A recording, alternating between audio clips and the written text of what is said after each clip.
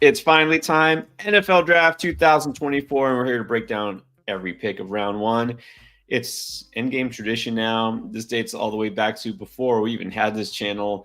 And I have to say, I love doing the live shows, but this is always my favorite live stream of the year. And I'm sure you agree. And especially, I know maybe you're not a diehard Commanders fan these days, but your team, if you have a team, is picking number 2. So a little extra interest this year, maybe. Definitely a little extra interest, and I agree. This is always my favorite stream of the year. Doing the NFL draft. Finally find out where these rookies are going to play. Who's going to get drafted higher than we thought? Who's going to fall farther than we thought? Who's going to land in good situations, bad situations? Ton of fun. Always fun. Of course, we're here to break it down from the fantasy standpoint. I'm pretty happy, though, that my team, the Dolphins, actually have a first-round pick this year. It's kind of nice. No slap on the hand for cheating. So we're going to see a big shift here. And here's the question. Well, first of all, you already know, all those mock drafts that you do, and we didn't do full-blown. We know it's kind of a waste of time. We did make some predictions, right? We got to project where we think they are going to go, the top rookies, the offensive rookies, the ones that matter for fantasy, and where we want them to go. And now it's pretty much time, I think, officially now, to throw all that out the window because it's not going to go how anybody expected. But we'll make our predictions here. Starting with number 1, great question here. Do the Bears take Caleb Williams? What do you think? We have a shocker at number 1? No, I do not think we see a shocker at number 1. Caleb Williams is a Bear. He's a Chicago Bear. I didn't think so. Yeah. So the question is then, I think it's really still up in the air. Who's number 2? And the real question is, you see down there, guys, how many trades are we going to see? Is there a team or 2 or more that's going to make a move to go up to try to snatch a quarterback at the 2, the 3? We've heard some rumors, heard a lot of rumors. Try to ignore the rumors, but we've heard a lot that maybe the Patriots are going to move down. But it would take, I guess, a Godfather offer for them to give up number 3. Hey, there's some desperate teams that need some quarterbacks, so don't just assume that won't happen. And there's a lot of teams that need a quarterback. There's more teams without a franchise QB than actual franchise QBs. So something's got to give. And maybe somebody trades up to get a Malik Nabers or a Roma Dunze or one of those wide receivers. Look, the Bears got the number 1 pick. The Bears got the number 9 pick. And apparently they are, quote unquote, open for business. So we'll see after the Caleb Williams pick. What's your gut feel right now before we get started? Do the Bears just keep that pick? They pair Caleb Williams with another stud receiver. They go offensive lineman. Or do you think they move down and try to just keep collecting draft picks? I could see any of those scenarios, honestly. I think it probably comes down to who's on the board when it's their pick. And if maybe they're, if they are eyeing Odunze like people think, or if they have their eye on an offensive lineman and those guys aren't there, it makes a lot of sense for them to trade down. Why not? You already have the number 1 pick. You're getting your franchise quarterback. You got DJ Moore. You brought in Keenan Allen. If a team like the Vikings, who has the number 10 pick? Who was the 10 pick before the Vikings? Right after them, it's the Jets. Who okay, so they're probably not going to go QB, but maybe a team like the Broncos. Where are the Broncos at? 12 or something like that? The Broncos are down at they are at 12. You're right. 12. So maybe let's just say hypothetically that gets pick 9. Maybe the Bears, like Odunze's gone, or maybe they decide, hey, we're not going to go wide receiver this early. Team like the Broncos could try to leapfrog the Vikings, and get McCarthy if he's still on the board, or if that's who they like, or whoever they like. So I could definitely see a situation where the Bears trade down from that 9 pick. Makes a lot of sense for them. It does. I mean, sure, it would be great to get one of the top young receivers like Odunze. Hey, there's no guarantee Malik Nabers is gone in the first 8 picks. He could still be there at 9. And there are some concerns. There's always concerns with the players. Some people have talked about character issues. Who knows? That's just probably one guy's opinion. I heard something about the shoulder issue for both him and Thomas. Oh, they've had shoulder issues. But you could always find something, right? But anyways, I'm just saying it's not a given. Those teams, besides Arizona at the 4, who we assume they stay at the 4, and we assume, I mean, they've got to get a receiver, probably Martin Harrison. But none of these other teams before the Bears at 9 really need a rookie receiver, I don't think. I mean, yeah, the Giants need everything, but I think they need a quarterback more than they need a receiver. So I'm just saying, I don't think it's a given that Nabers is a top 8 pick. But I think, like you said, that the key is going to be the quarterbacks. That's going to determine everything. Who makes the move and trades up, and that's going to create this big domino effect, and which quarterbacks go at what point. So let's get to just incredible. What is up, Justin? Here's the question. Do you think the Vikings or the Broncos, one of those teams that are outside the top 10, trade up to get a guy like McCarthy or somebody else? I think they'll certainly try. And again, like I just said, if the Cardinals say, hey, we're staying put and we're taking Harrison, and then let's say Chargers go offensive line like we think, and maybe Giants don't go quarterback, and you start to get to those picks, like the Bears, like the Falcons, like the Jets, teams that don't need a quarterback, at least not this year. If you're the Vikings and the Broncos, you desperately don't want the other team to pick. I mean, we don't know. Maybe the Broncos don't even like McCarthy. Maybe neither team likes McCarthy. You know what I mean? We don't really know. We're only going by reports, but you definitely don't want to not get your guy if let's say you're the Vikings and the Broncos, like I said, trade up, to the Bears or to the Falcons at 8 because they're like, hey, we can move down a couple spots. We're just moving down, a few spots here, still get players we like, and then you miss out on McCarthy. So I certainly think those are the teams to watch for after those first 3 picks. And I could see the Cardinals trading down. I know a lot of people just think they won't, but I mean, if the Vikings offer you the 11, the 23, and I don't know what other pick they'd have to offer, like, do you really need Marvin Harrison that badly, or can you go down to 11 and think like, hey, maybe we can still get Malik Nabers or Rome Odunze here at 11, and we pick up another first? So. I agree. It's true. I mean, it's obviously tempting to get that game-changing receiver, but you could still get a really good receiver and another first-round pick. So, yeah, I think it might take more than just that, but yeah. I don't know. I think it's been proven trading down is usually good strategy. Trading up, it sometimes pays off and sometimes winds up being disastrous. Sure. But yeah, it just depends. So question remains there, guys. How many trades do you think we'll see? Who do you think makes a move? Call your shot right now. Get all the fame and glory and credit if it goes right, and then we just pretend it never happened if you get it wrong. So What do you think? That's how mock drafts work, isn't it? Right? We're all right until we're not. So first pick, I don't think is in yet. Lots of commercials still going on here. Bears really have to think about this one. I mean, who do they take first overall? Yeah, this reminds me of what was it, 2021, right? When Trevor Lawrence, when the Jags had the number 1 pick, and it was no doubt it was going to be Trevor Lawrence, and they used up almost the entire clock to select Trevor Lawrence. Yeah, just give us the pick.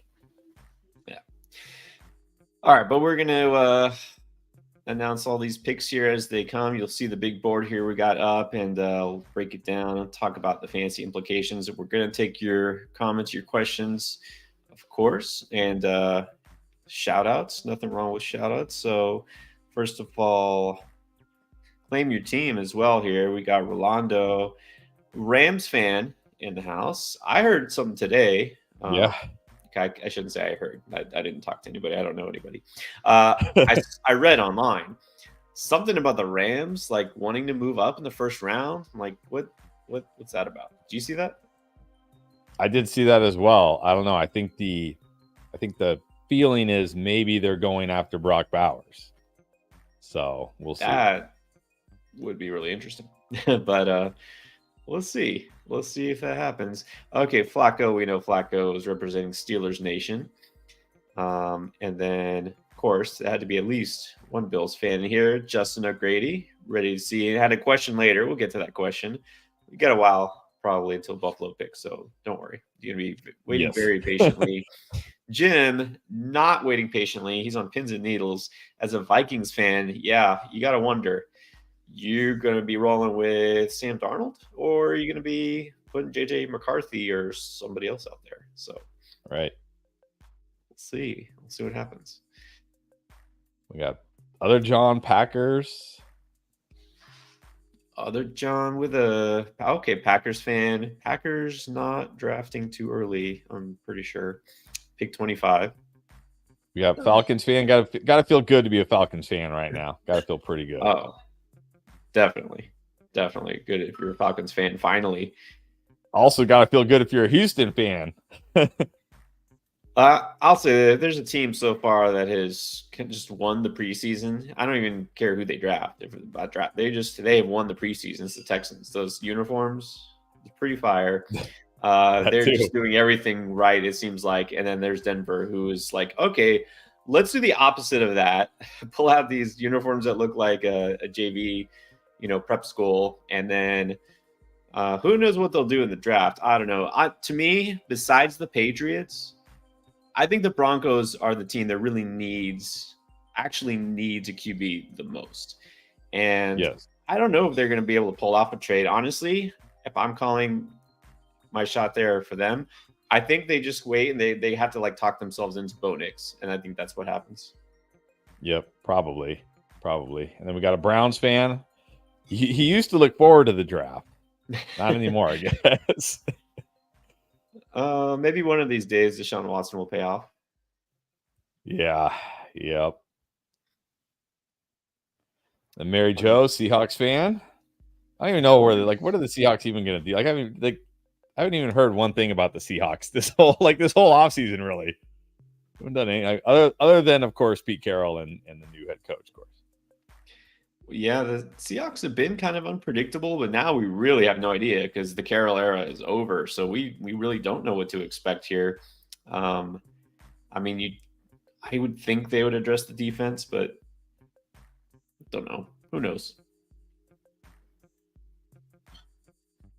Another Seahawks fan. Another Hawks fan. All right, here we go. Oh, Barry Sanders. Yeah, I'm surprised we don't have more Lions fans because it seems like the Lions fans these days outnumber every other NFL fan 20-1. But we don't get a lot of Lions fans online. They are the trendy team right now.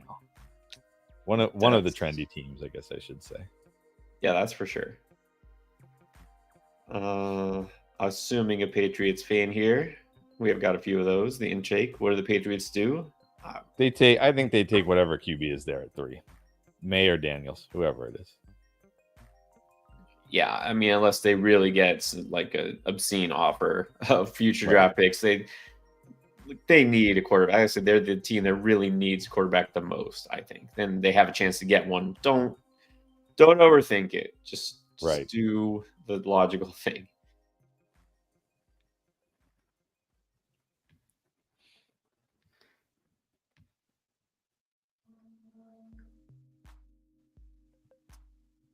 All right, Spearsy in the house. What's up, Spearsy?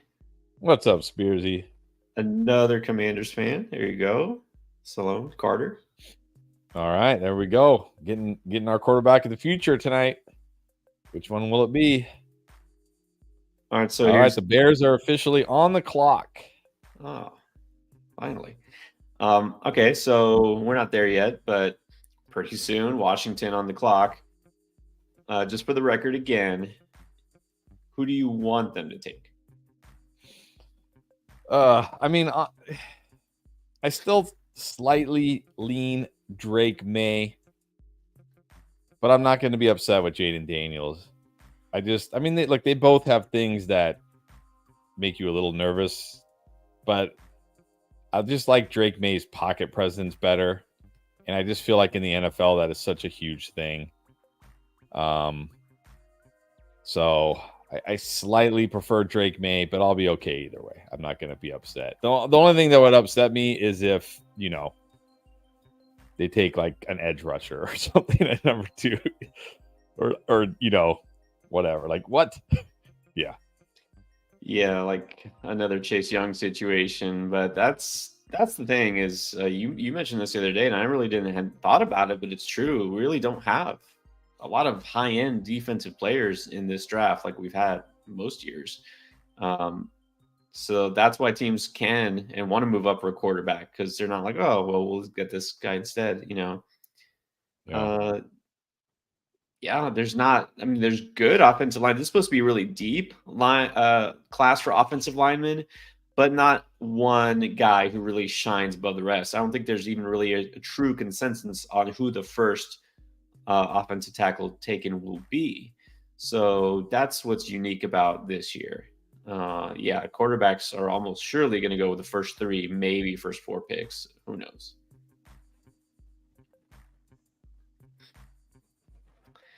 Yeah, I think Maye would be probably a solid pick. It's not the best comp, but when you see Jayden Daniels, I guess his arm talent, his running ability, and maybe like you said on the downside, lack of pocket presence and taking off too soon. Specialize a little bit more in the deep throws and less on the touch throws. You want to just say, okay, it could be the next Justin Fields. Well, that hasn't turned out too great. Obviously, that's why the Bears are about to take Caleb Williams. So you would think if that's what your comp is, you probably would prefer a Drake Maye. So I get that. I think Jayden Daniels will be more exciting from a fantasy standpoint. Sure. But if you're rooting for your team in real life, you might want the guy who will be around longer. Yeah, and I think that's the issue we see. And that was really the big issue with Justin Fields that we've seen so far in his NFL career. It's just taking so many sacks, and that was an issue we had in college too, and that's one of those things that doesn't tend to get better from college to the NFL. It's hard to teach a quarterback how to not take sacks. Like you could teach them like, hey, work on your footwork, work on your timing, work on your angle, all that stuff, but to teach that pocket presence and how to feel the rush and how to step up and stay in the that's very hard to teach once they're a pro. So that always worries me because that is definitely something we see that's very sticky from college to the pros. And Jayden Daniels, I think his sack rate in college was like some insane, like 26%, like some insane number, which is crazy. You would think a guy with his athleticism and his mobility, wouldn't take so many sacks, but it's that presence, right? It's that ability to understand. Like Tom Brady is a statue, and that dude hardly ever got sacked because he was so good at understanding where the rush was coming from, when the pocket was collapsing, when to just step up a little bit, right? Like that's just so hard to teach that part of the game for a QB. Yep, he just knew how to get rid of the ball, but not turn it over. He knew how to make smart decisions. And that's it. That's why, a guy like CJ Stroud last year turned out to be by far the best rookie quarterback. He barely ran. He actually ran even as a rookie last year. I thought, well, he can run. He just doesn't do it. He does it selectively. He ran even less than I thought he would. He barely ran and didn't matter. So you don't have to have that element for a successful quarterback in the pros. You need to have a guy who will make smart decisions. So I think, if anything, that kind of helps. Seeing what CJ Stroud did, how he succeeded, and how maybe Justin Fields, for the most part, hasn't. I wonder if that sways a team like Washington. But we'll see. The real wild card is McCarthy. It's just so hard to know how teams really value him because it's all projection, basically. Yep. I mean, it's not about the stats he put up for sure. No. So. Yeah, McCarthy's a tough one because he was in that Michigan offense that was just, lean on the running game, arguably the best defense in the nation. And basically he was, it was kind of like, we're going to ask you to, maybe make a handful of big throws a game. And that's it. Right. And look, he did it. I mean, I will say he did it. Like most of the time when they said, hey, we need a big throw here, he came through. But yeah, it's going to be more how teams feel he looks on tape, watching his throws rather than the numbers for sure, because the numbers weren't really there. Yeah. Exactly. It's going to be interesting to see where his landing spot is, how that plays into it, as far as what his targets are. I mean, if he lands in Minnesota, if they do move up, he's got Justin Jefferson and Jordan Addison to throw to. That's going to be a very nice support system. All right, the pick is in. Who will it be?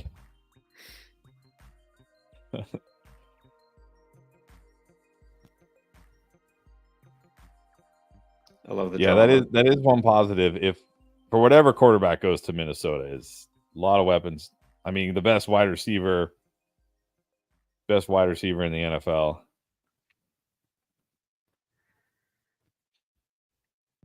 So he will have weapons.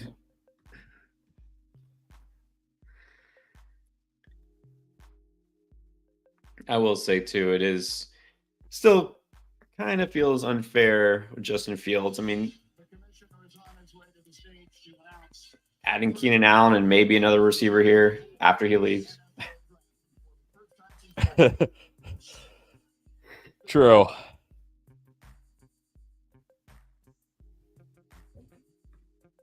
All right, you're going to announce the pick. Yeah, no surprise. All right, now we get to pick we don't necessarily know for sure. Do I have to refresh this thing every time? Does this not refresh automatically, or are they just behind? Oh, look at that. We don't need all that. All right, official. Caleb Williams a Bear. So, yep. Let's talk Caleb Williams in fantasy. Any chance? I mean, I know you don't automatically thrust him into the top 12 quarterback, tier, but any chance that he maybe towards middle end of the year becomes a startable quarterback? I mean, why couldn't he have? I'm not saying he's going to. Don't misquote me here. But why couldn't he have a CJ Stroud type season? He's got, I would argue, he has better weapons than CJ Stroud. Because look, Nico Collins was still, I mean, we've always liked Nico Collins, but he was still an unknown. Tank Dell was a complete rookie at wide receiver, a total unknown, not like a can't miss prospect or anything. And look at what CJ Stroud did. So, Caleb Williams is walking into probably one of the best situations I can ever remember for a rookie quarterback. I mean, when's the last time a rookie quarterback walked into a situation with, a Hall of Fame wide receiver who, okay, he's probably past his prime. I'm talking about Keenan Allen, of course, but he still is very good at what he does. And a dynamic, incredible playmaking wide receiver like DJ Moore, not to mention a team that can even build around him even more, right? They can, the offensive line, they improved it to a degree last year. They can improve it even more. Like, it's got to be the best situation a rookie quarterback has walked into in a really long time. Exactly. And that's what I was getting at. With Fields, it was DJ Moore and not much else. And now they add Keenan Allen. Maybe they'll add a first-round receiver. We'll see. And they already did add, not that it's overwhelming move, but Gerald Everett, another pass-catching tight end. It's like they're making an effort to build, an offense with weapons. DeAndre Swift in the backfield. Yeah, it just feels like I didn't have all that, but right. Caleb Williams should be in a pretty good situation. So yeah. Yeah. Now I'm still not going to draft him like in a 12-team 1 QB league. I'm still not going to draft him, but he's certainly going to be a guy that you're going to have to keep a close eye on. I mean, if you draft one of the elite QBs, then obviously you're not going to care. But if you end up being one of the last teams in your league to draft QB and you end up with, I don't know, a Dak Prescott, no offense, a Tua, guys like that, you're definitely going to want to keep him on your watch list and keep an eye on him to see how he looks. Because again, I mean, not saying he's going to, but why couldn't he have a CJ Stroud type of season? It's definitely in play. I mean, nobody expected CJ Stroud to be that good that soon, if at all. So, yeah, I think it's definitely possible, but I agree. I'm not drafting him in a typical one quarterback league. You shouldn't have to. Right. So, yeah, let's see. And yeah, I forgot. In case Bears fans somehow forgot, yeah, you did draft Mitch Trubisky with the number 2 overall pick 7 years ago. That didn't turn out so good. Yeah. Justin Fields gave up a haul for Mitch Trubisky. They traded up to get Yeah. Mitch Trubisky. Let's not forget that. Yes. I don't think at Bears least- fans will ever forget that. At least you can feel better about this because they didn't have to move up, and this is the number 1 consensus pick. So No, this pick. Not only did this pick get them Caleb Williams, it got them DJ Moore as well. Remember, this was the pick they got from last year, so that the Panthers could get Bryce Young. They got DJ Moore and this pick. Well, I get it was the Panthers pick, and of course the Panthers ended up getting. So yeah, they got DJ Moore in this pick. So this is Ryan Poles has absolutely knocked it out of the park so far for the Bears. Oh, yeah, definitely. Yeah, I agree with that. Yeah, Carolina. Oh, Carolina. We'll see how Bryce Young goes. I think it's too early to completely give up on Bryce Young 1 year with a terrible coaching situation, not much help around him. So we'll see. I wonder if they take a receiver with their first pick, which is not the first pick as it should be, but the first pick in the second round. Yeah, that's the other problem. The Panthers don't have a pick in the first round. I could see them trading into the first round. But if a wide receiver they like is still there, in the late 20s, I could see them moving up. They probably got to get some help for Bryce Young. Yeah, they probably should. It would be worth it. All right, so now the suspense begins. We got just over 2 minutes. We're going to find out. Jayden Daniels, Drake Maye. Okay, the pick is in. I see the pick is in. Pick is in. I see a smile. So far, by the way, I think every mock draft is 1 for 1. So congrats to every mock drafter. Probably not every mock draft. There's somebody out there who had to be. Somebody out there is like, they're going to go Daniels over Caleb. Yeah. But 99%. All right. Let's see. They're hugging. I love when the team does that. Like after they make the pick, all the GM, everybody just like hugs each other, like they haven't known who the pick was going to be for like 6 weeks. Yeah, exactly. We did it, guys. We made a decision. That's it. That's what we did. Still haven't seen the pick. Even Twitter doesn't have the pick yet. Okay. Yeah, I see. I'm doing Rappaport. 15 seconds ago. It is Jayden Daniels. All right, Jayden Daniels. Yep, there it goes. Just ESPN just popped it up. All right, cool. All right, Jayden Daniels. No surprise. Yeah, I mean, no surprise. It was going to be Daniels or Maye. We knew that. We'll see. I hope I'm wrong. And look, I don't dislike Jayden Daniels. I think Jayden Daniels has a lot of great qualities. I think he's a way better passer than people think, because I think when people see an athletic QB like Jayden Daniels, they just think, oh, running quarterback that can't throw. But that's actually not the case. Like he's kind of the opposite. Like I talked about earlier.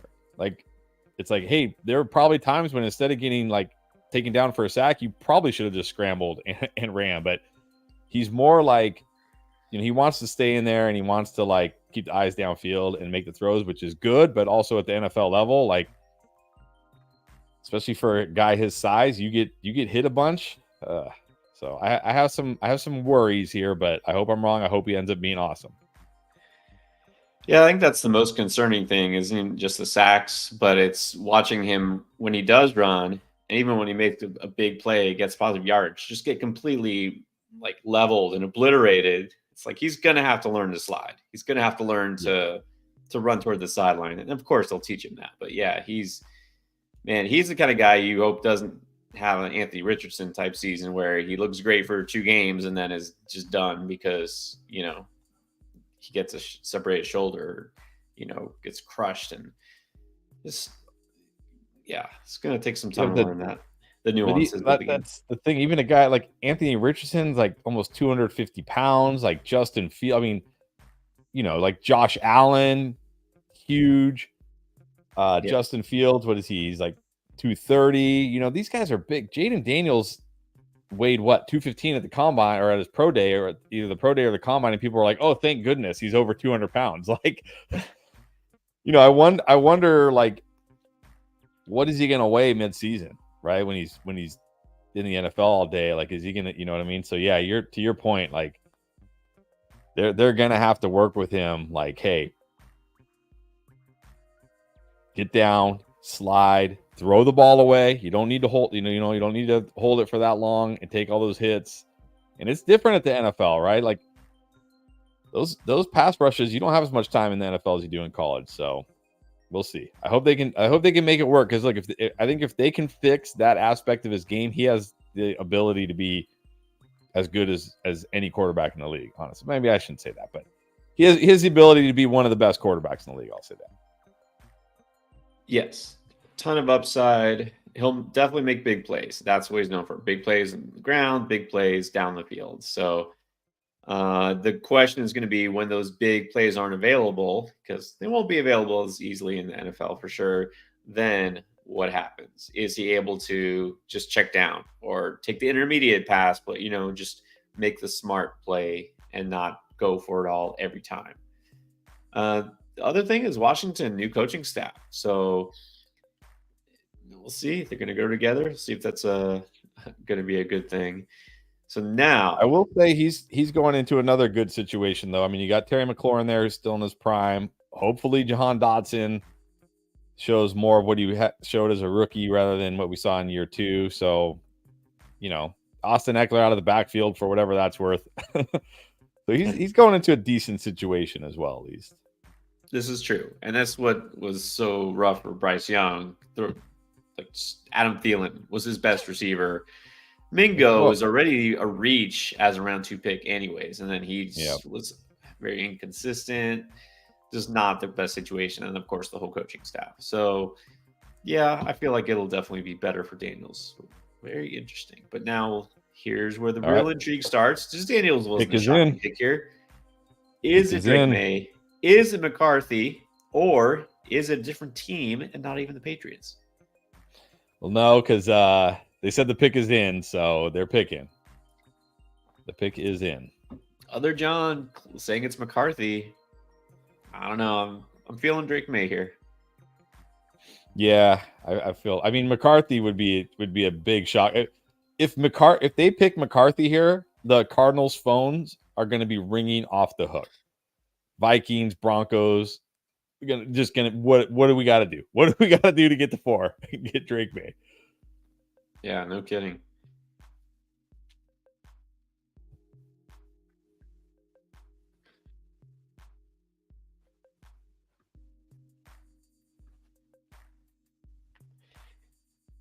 Huh.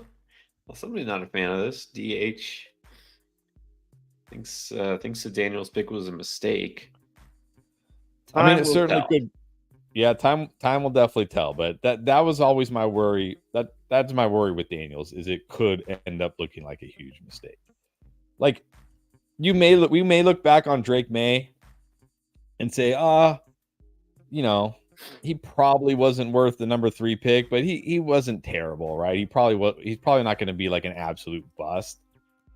But Jayden Daniels is one of those guys that if he does, like I keep saying, if he doesn't improve those parts of his game, could go down as a bust. So that's why I was like, I kind of just want Drake Maye a little bit more, but I also see the potential and the upside in Jayden Daniels. So we could certainly, okay, so yeah, pick is in, and it is Drake Maye. Drake Maye is the pick. There it is. Drake Maye. All right. Well, so far, no shocks, and there's still plenty of time for something to happen. But Drake Maye, Patriots. All right. So does this change your opinion of Drake May in any way? As far as, are you scared of the fact that he's in that New England offense now, although it's not Bill Belichick's offense anymore? You have to be. You have to be. I mean, we talked about Caleb Williams as DJ Moore, Keenan Allen, DeAndre Swift, Cole Kmet, Jayden Daniels as Terry McLaurin, Eckler, whatever that's worth out of the backfield, Jahan Dotson. Drake May has Kendrick Bourne coming off an ACL tear, Juju Smith-Schuster, Demario Douglas. Like, yeah, you can't be too excited for Drake May year one. Now, look, we're only in round one. If the Patriots in round two go receiver or something with a wide receiver we really like, maybe then that helps. But whereas where I think Caleb Williams could have fantasy value in year one, and I think Jayden Daniels also could have fantasy value in year one because of his rushing upside, I just don't see Drake May. Like, he could probably be like a slightly better version of Will Levis for fantasy. I'm not saying that comparing him as NFL players for fantasy, where like, oh, he had a game this week where he threw 2 touchdowns and 280 yards, and and then the next week everybody's like, I'm going to stream Drake May, and then he has like 170 yards and a touchdown or whatever, you know what I mean? And does nothing. So I think year one for fantasy, probably not going to be in on Drake May at all. No, they would need a major move at receiver to bolster. And I mean, unless something happens crazy, like T. Higgins gets traded there, maybe, but Right. Still, it's going to take some time there. So the question now, you're in a dynasty league. Well, you're in several dynasty leagues, as am I. But Yes. if you're picking in a dynasty league, and it's a super flex league especially, how do you have these guys ranked so far? We don't know about McCarthy, but do you have them in the same order here? 1, 2, 3, Williams, Daniels, May. And do you think May needs to be the number 3 pick in a super flex league? I have him, if for the QBs, yes, I would have him in this order right now, because again, Jayden Daniels does give you that rushing upside, and you got to like his situation better right now. And remember, like, look at Bryce Young. After he was picked number 1, Bryce Young had a ton of fantasy value. What's Bryce Young's fantasy value right now? Because people don't think like it could get better. People just think, oh, it sucks, right? People just think about the here and now. So rewind to this date last year when he was picked number 1, and you would have taken a haul for you to get Bryce Young in a Superflex Dynasty League. Now he's like barely viewed as a QB2 in Dynasty. So like, if Drake May is bad in year 1, you could get him in a discount next year. So this is how I would have him ranked right now for Dynasty. And no, I'm pretty, unless something crazy happens, I would right now, without knowing where they're going, I would have all 3 wide receivers. That's Marvin Harrison, Rome Odunze, and Malik Nabers over Drake May in a Superflex Dynasty startup. Just because I just don't think you're going to get much from Drake May in year 1. I'm with you there. And, the flip side of people using the kind of the argument for Jayden Daniels and Michael Penix, the argument is that they're old for rookies, they're experienced, which is good, but also older. Drake May is more projectable being younger. I think he's only 21, but right. The flip side to that is he may not be ready to do a lot as a rookie. It's going to take some time. So yeah, I don't think I want to invest too heavily in him either. I really wouldn't have invested in any quarterback the Patriots drafted, honestly. Not this year. Right. All right. The Cardinals. Is it just Marvin Harrison and move on? Or is this where we see a trade? Well, we don't see a trade because just updated the pick is in, so pretty sure we're seeing Marvin Harrison here. It would be an absolute shock if they selected anybody else here. But look, there's a lot of chatter from the draft nicks, the experts, whatever you want to call them, that Malik Nabers is the guy most teams view as the wide receiver 1 in this class. We're about to find out, I guess. I highly doubt it. I think that's just some smoke. And we've seen a lot of the stuff. The rumors are just turned out to be BS so far. We'll see. I think it's got to be here. Yep, and it's just been announced that it is indeed Marvin Harrison at 4. So I definitely, if we're going back to the question you just asked, Dynasty, Superflex startup. I'm going to say Caleb Williams, Marvin Harrison, 1A, 1B, and it's really going to come down to, I think, what your team looks like. If you're a team, let's say you have 2 or 3 good young quarterbacks already on your dynasty team, and I'm not talking like guys with potential. I'm talking about we know they're good. Like you have, like maybe you got CJ Stroud last year. Maybe you already had, I don't know, Jalen Hurts, and maybe you also have like Joe Burrow, and since he got hurt last year, and then Jalen Hurts was bad down the stretch, maybe, well, that wouldn't even make sense. You probably wouldn't have the number 2 pick, but you get what I'm saying. Like if you have 3, that's probably a bad example, but if you have 3 good, relatively young QBs or more that you feel good about, then I'm fine going Marvin Harrison Jr. at 1, even in a super flex league, because we've been talking about it all season. This is as good a spot as you can get for Marvin Harrison. But if you're like, hey, I had the number 1 pick because my QBs are awful, then you might want to go Caleb Williams. Yeah, and I'll reiterate what I've been saying is that a lot of quarterbacks are going to go really early in this draft because a lot of teams need a quarterback, not necessarily because these quarterbacks are all sure things. And in fact, I really view, nobody's a sure thing, obviously, even the number 1 pick. There's a lot of number 1 quarterbacks who have been busts, but I still feel pretty good about Caleb Williams. And I would much rather just take the almost sure to be stud receiver in Marvin Harrison over guys that we have a lot of questions about, like Jayden Daniels and Drake Maye. So, Yeah, to me, if I'm in a super flex dynasty, I'm still going Caleb Williams because I think it's just so valuable to have that potential franchise quarterback. And then I go Harrison too. Nabers, I do think it depends to some extent on landing spot. With every receiver, it kind of does. Look, Marvin Harrison, Arizona, that's a good landing spot because he's at least attached to a good quarterback. And he's going to get basically 90% target share? Okay, maybe not. But he's going to get all the wide receiver targets there with not much competition. And guys, I hate to say, well, let's discuss this point too. See if you agree with me. Well, hold on, really quick. Let me ask you this question, because here I looked up. So here's a good example. What if you have a dynasty team? You have Joe Burrow, Anthony Richardson, and Kyler Murray. So obviously last year you got decimated at QB. You ended up with the number 1 pick. Maybe, somehow you ended up with the number 1 pick. Well, obviously you ended up with the number 1 pick because your quarterbacks were terrible and you lost almost every game. But those are your quarterbacks heading into 2024. Are you still going Caleb Williams over Marvin Harrison, or is that enough to sway you to go Harrison over Caleb? If you happen to have 3 starting caliber or top 15 quarterbacks, yeah, okay, in that case, you probably could just go Harrison, or what I might do pre-draft, I trade away either the 1-1 to somebody else and get a haul, or someone who needs a quarterback, or I trade away a guy like Burrow and get a good receiver, good draft pick instead. You might get extract more value out of that pick rather than just taking a receiver.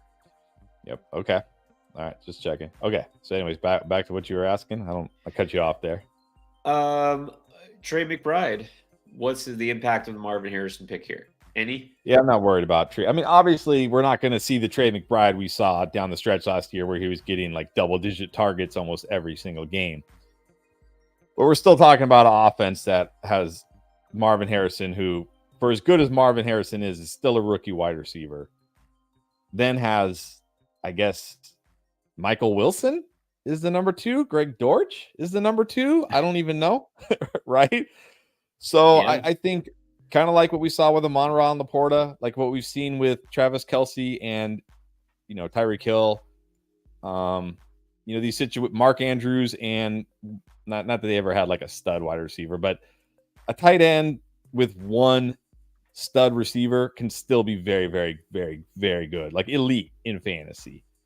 Now, if the Cardinals, end up drafting another, like I don't know who they would even take though to really make me off McBride. So I still feel fine about McBride. Yeah, I agree. I don't think I'm moving him down. But just wondering, I think top 5 tight end. It says apparently the Chargers are keeping their pick. So again, no trades here. Nobody moving up just yet.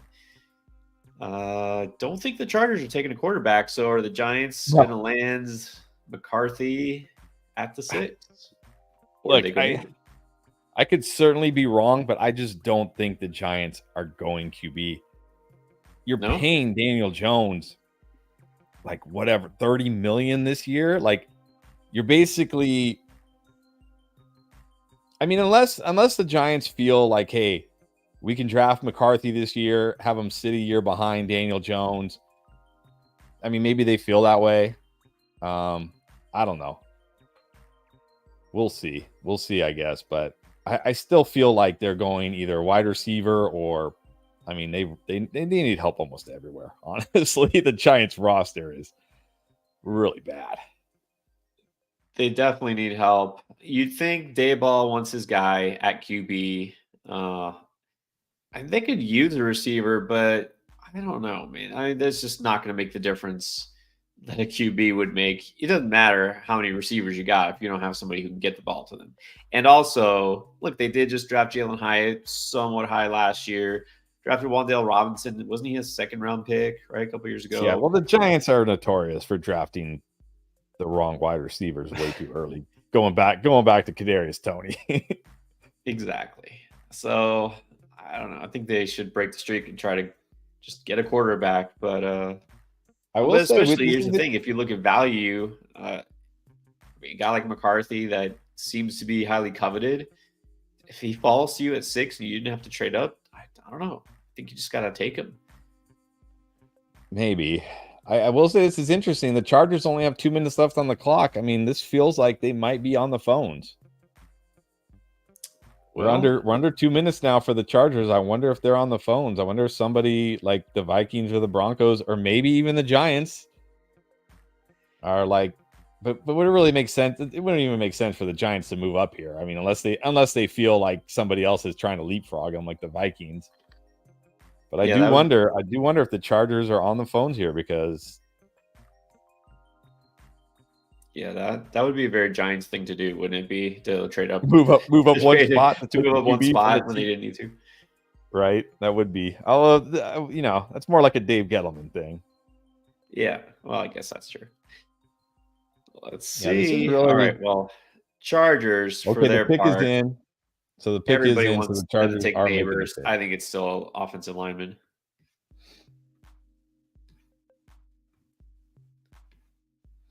Yep. So the pick is in. It is, I'm going to guess, Joe Alt.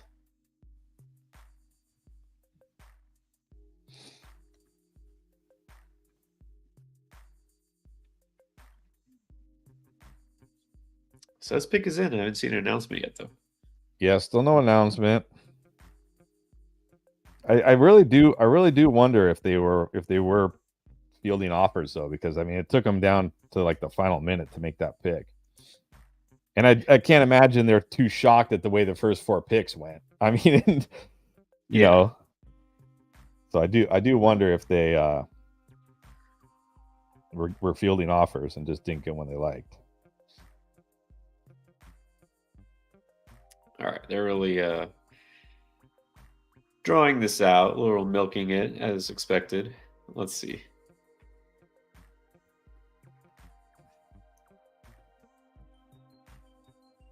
Joe Alt. Yep. Joe Alt is the pick.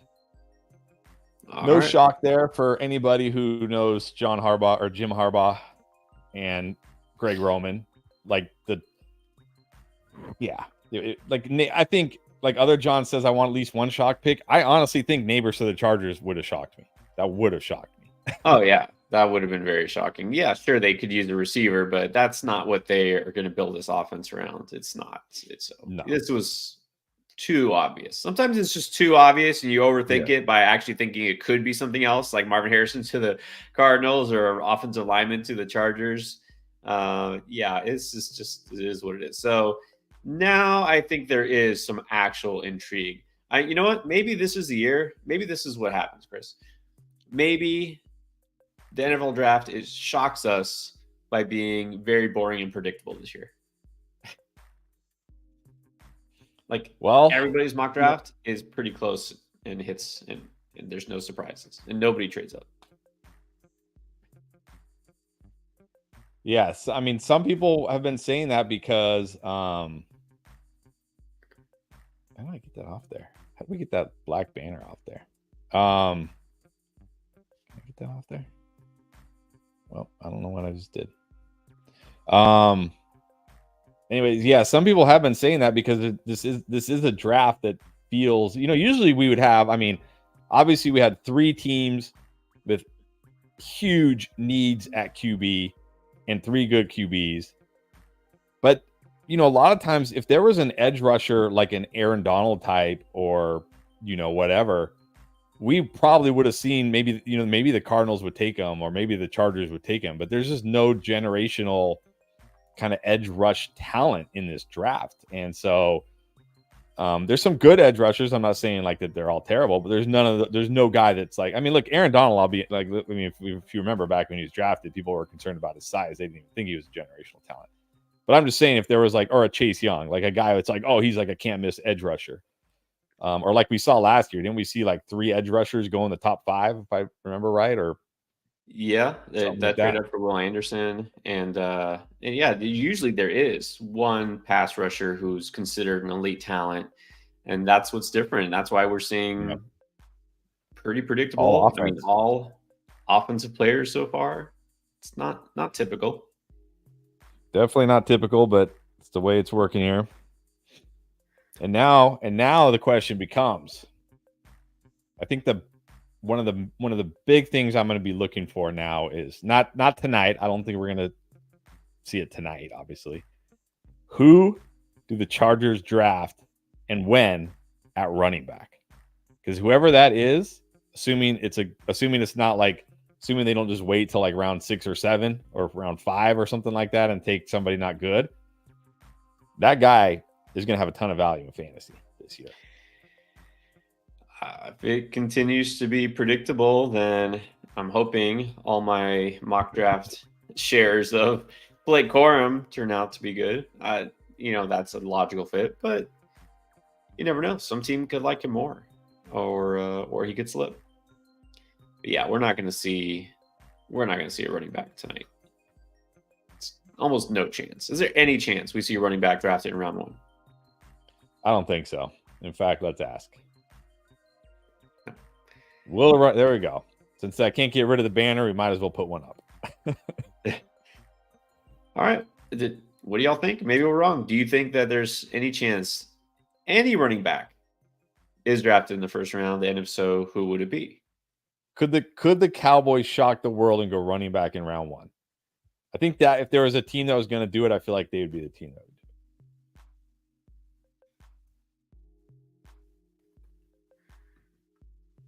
Sorry, hold on.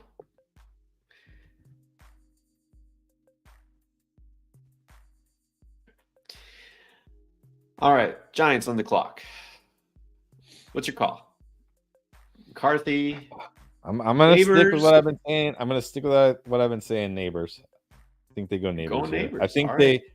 I think they can talk themselves into, hey, we give Daniel Jones a weapon at wide receiver and see if we can get the Daniel Jones back that we had a couple years ago who led us to the playoffs, if we actually get him a weapon, and see if we can make our investment pay off. I think this is the first of the early picks where we differ in our landing spots. I'm going McCarthy. I'm saying Giants get their QB. Well, the pick is in, and it is Malik Nabers. It is Malik Nabers. It is Malik Nabers. Wow. Okay. So this is going to have a very big impact for fantasy. Malik Nabers, honest question, how far do you drop him? I think all those second round people who are drafting him second round, early third are in trouble now. I still think Malik Nabers he has a type of game where he's not a guy who's going to be dependent necessarily on like all his yards aren't going to have to be through the air. He's the type of guy that if you just get him the ball like slants, screens, whatever. He can make plays on his own. So that's the plus side here for Nabers being in arguably one of the worst landing spots for a wide receiver this year. But the downside is the Giants with Daniel Jones. So there's no way. I mean, no way I can. I don't think I can draft Malik Nabers in the first 3 rounds anymore. I don't think I can. Not in redraft. Dynasty is a different story, but not in redraft. Look, you know this, and you're with me here. I never, ever, ever did I have any faith in Daniel Jones as an NFL quarterback from the day he was drafted years ago. When we saw him drafted, we kind of laughed, right? It was just like, right, wow, they did that, and it never did. I was surprised by his actual semi-decent season 2 years ago, but yeah, it's not just that's Daniel Jones, but. Look, I thought they would go and get a quarterback because there's been talk, there's legit concern. He's had a neck injury that what if his career is threatened by this? What if he's not good to go? What if he's not cleared? What if it's just like last year where he's out almost all season? I mean, what do you do? It doesn't matter how many receivers you have. You got nobody to get the ball to him. So what is plan B here? What do they do if Daniel Jones isn't playing or if he just isn't playing well? Well, what do they do? The good news about this for the Giants is if Daniel Jones is awful again, or he has a career-ending neck injury, and let's hope he doesn't, then you're probably going to be terrible and have a top, 3 pick this year, next year, and then you can get Then you can try to get your quarterback of the future. So, but again, this is why I always said I thought Nabers was the pick here if he was there because they invested. The problem is after that season when he led them to the playoffs, what was lost in that, and I talked about it a lot when people were like drafting Daniel Jones as a top 12 QB. I said, look, he was good. He was nothing special throwing the ball that year. He ran. Remember, he was running wild. Like they were having him run like 15 times a game. It was crazy, right? So, and then they paid him that extension, which was also crazy. They gave him that big extension. So that's why I always felt like Nabers was the pick here because it's like, hey, we invested a ton of money in this guy. Let's get Nabers, give him one more shot. Maybe if we get him an elite playmaking wide receiver, maybe that can salvage our investment. And then next year, we going into 2025, we feel good about where we're at QB, and we got Nabers, and we could build around him. So that's why to me, Nabers always seemed like the pick here for that reason. Because it's just hard when you're paying a guy that much money to just be like, yeah, we're just gonna draft it, go a different way. So, but the good news for the Giants fans is if Daniel Jones is awful this year, which he probably will be, you'll get an early pick next year and replace him then. I guess so. There could be a silver lining. I wonder if the finances wind up playing a big role there. Just like, look, we got to just stick it out with Daniel Jones one more year. Yes. That was what I was always thinking. Like they paid him so much money that yeah, that's usually what it comes down to, right? Okay. Yep. All right, so now Tennessee, I have no real feel. I have no real feel. Do you have any feeling what Tennessee is going to do here? Could we see our first defensive player? Are we going to see another offensive lineman? I really don't have a good feel for what Tennessee is going to do. I'm pretty sure Tennessee is going to go. Well, so I think offensive line. Fairly confident offensive line, but I know they're not going to take a receiver. Yeah, I think we're either going to see our first edge, or we're going to see offensive line. Yeah. Okay, well, that's possible too. I just pray it's not Romo Dunze.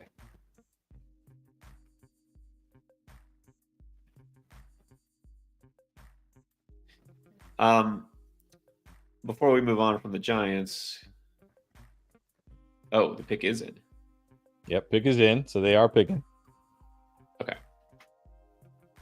So now after this, it's going to get interesting because then you have two teams at 8 and 9, the Falcons and the Bears, who do not need a quarterback and really don't need this pick. Like, if you could move down from 8 or 9 and only drop to 11 or 12, the Vikings or the Broncos, I mean, you got to strongly consider it, right? Depending on what else they give you, of course. Yeah. So this is still something could happen. Something, I guess, don't even know if it would qualify as shocking, somebody moving up for a quarterback, but we could see with McCarthy still out there, QB needy teams like Denver, Minnesota, we could see an actual trade. No trades yet. It looks like the pick is in, but it also looks like they're showing commercials for Planet of the Apes. So Yeah, I think we're probably on the way to please no Odunze to the Titans, please. Oh, God, no. Okay, so question is, before we move on from the Giants, does this actually impact anybody for fantasy? Because I don't think we had much interest in any Giants receivers anyways, but does this mean anything for anybody in the Giants offense, really? It just, like, Nabers is probably the only Giant I will even still draft, and I think you just got to drop him down. It's just a matter. It's hard to say in the moment. I'll have, when I have time to think about it, how far down am I dropping Nabers? But I'm not drafting any other Giant. I mean, maybe if you want to take a chance on Devin Singletary late, if they don't, depending on what they do at running back in this draft, okay, I'm okay with that. But like, I'm not drafting Wandale. I'm drafting Hyatt. I'm good. If Hyatt was anywhere close to what they were hoping for when they drafted him, they wouldn't have had to take Nabers, right? Hyatt is clearly turning out to be the lower end of what the spectrum is as far as expectations for him. He's kind of a one-trick pony, right? Get deep or do nothing. Yep, and that's what he was. Yeah, I didn't like Hyatt as a prospect. He had the numbers, but when you watched him, the way he was using the offense, it's like, this does not translate to the NFL.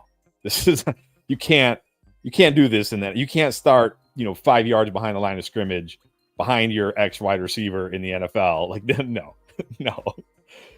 Yes, Matt Harmon very, very loudly was beating that drum and saying, "Watch out for Hyatt, not going to translate in that type of offense." He always picks on those guys who get those deep slot targets, right? They line up in the slot, they run those go routes, and then that's why I'm really not too high on Brian Thomas Jr. So many of his balls came on, his yardage came on those deep throws. Brian Thomas, honestly, if he goes to Buffalo, everyone's gonna be all over him. I just think he's gonna be in the next Gabe Davis. But yeah, he's definitely a guy. I think he'll be better. I think he'll be better than Gabe, but he's certainly a guy I think I'm definitely nervous about for sure. And yeah, and I think if I remember our interview with Matt Harmon, I think the word he used for the Tennessee offense last year was Mickey Mouse offense. And it's just, you can't look at a guy, like I said, like you would watch him on film and it's like he literally would start like Cedric Tillman was their X receiver, right? He'd be up on the line of scrimmage with like the corner ready to press him, and then you'd have Hyatt like 3 steps behind him. He would just run completely free off the line and just blow by everybody for these bombs. It's like, okay, that's great in college, but that doesn't work in the NFL. And there we go. Tennessee did go offensive line. Thank goodness Noah Dunze. Dodge that bullet. Nice safe pick. Yes. Now I think it can get interesting because now, again, like I said, these two teams, I mean, they certainly could make these picks, but we could certainly see a trade here. We could certainly see a team trying to move up. So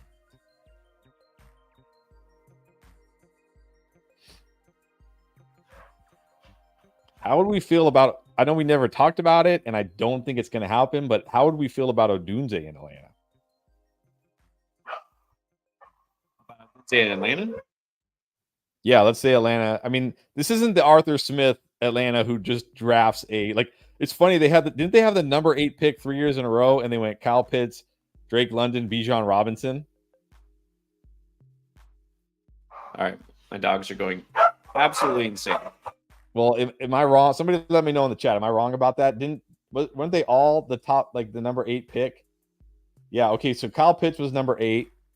I know last year Bijan was number 8 for sure, and then Drake London number 5. Okay, so they went number 8 Pitts, number 5 London, number 8 Bijan. So this isn't the same Falcons with Arthur Smith that's like, give me all the offensive players that I'm not going to use. So maybe Odunze to the Falcons isn't plausible, but I would love it if he did. I would love that. Hey, it's not like they're set at receiver. Drake London, and then what? Darnell Mooney, Rondell Moore. Those are, Odunze would make sense here. Just got to wonder if that's the priority for the Falcons right now. Exactly. Yeah, this is it's a new coaching staff. It's not the same. But I would love it. I would love it for Odunze's fantasy value. Oh yeah, for his value, that would be great. I think he would have to leapfrog Nabers in terms of rookie rankings for sure. I mean, unless he goes to the Bears, I'm probably. I mean, you already know. I think Odunze is a better prospect than Nabers. Oh yeah, and Nabers going to the Giants was like the nightmare scenario. Yep, nightmare scenario. So it's going to be hard for me not to have Odunze over Nabers. Even if he goes to the Bears, I might still put him. At least he's got Caleb Williams. I'll take Caleb Williams over Daniel Jones, and I've never seen Caleb Williams throw a football in the NFL. I don't care. I'll still take him over Daniel Jones. I'm with you there. All right, apparently pick is in, but it's not announced yet unless we're behind. No, pick in, not announced. My guess is either O-line or maybe we see our first defensive player here. I just don't.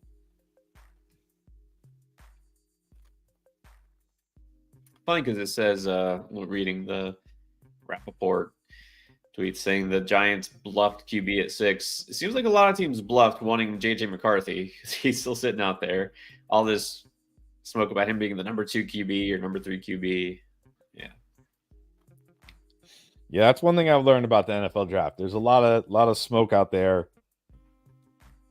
And it's put out there by the teams themselves, right? Because the Giants, if they tell everybody we're going McCarthy, and then you make the Broncos or the Vikings panic, maybe they give you a Godfather offer, right? Exactly. That's what they're hoping for.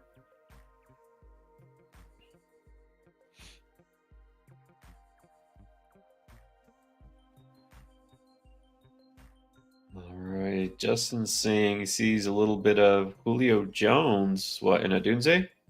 He's not quite that big, but yeah, I know what you're saying. Quite as athletic as Julio, but yeah, he's such strong hands. And he's the typical, ex NFL wide receiver. He's got the size, he's more than fast enough, incredible, very strong hands, can run all the routes. We talk about Matt Harmon. His route tree was all green. That means he runs every single route above average. His numbers against man and press were elite for a college prospect, and that's one of the things Matt Harmon talks about that a lot. When you look at guys who reach a certain threshold against man and press, you're talking about like the best of the best wide receivers he's ever charted, and he's above those. So, yeah, I think it's been shocking to me that, like, no disrespect to Marvin Harrison and Malik Nabers, I think they're fantastic, but Rome Odunze being kind of like the afterthought of those guys was always crazy to me. Like, they should have all three been grouped right there together. Well, we've said this a lot.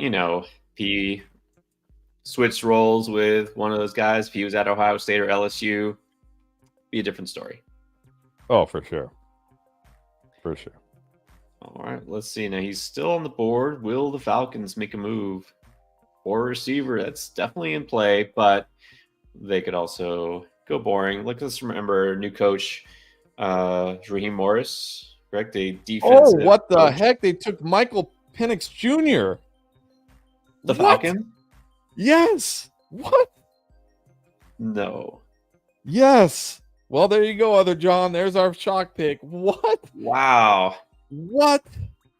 The Falcons taking a quarterback, and it wasn't McCarthy, which that I don't think is too shocking, but wow. At 8, are they...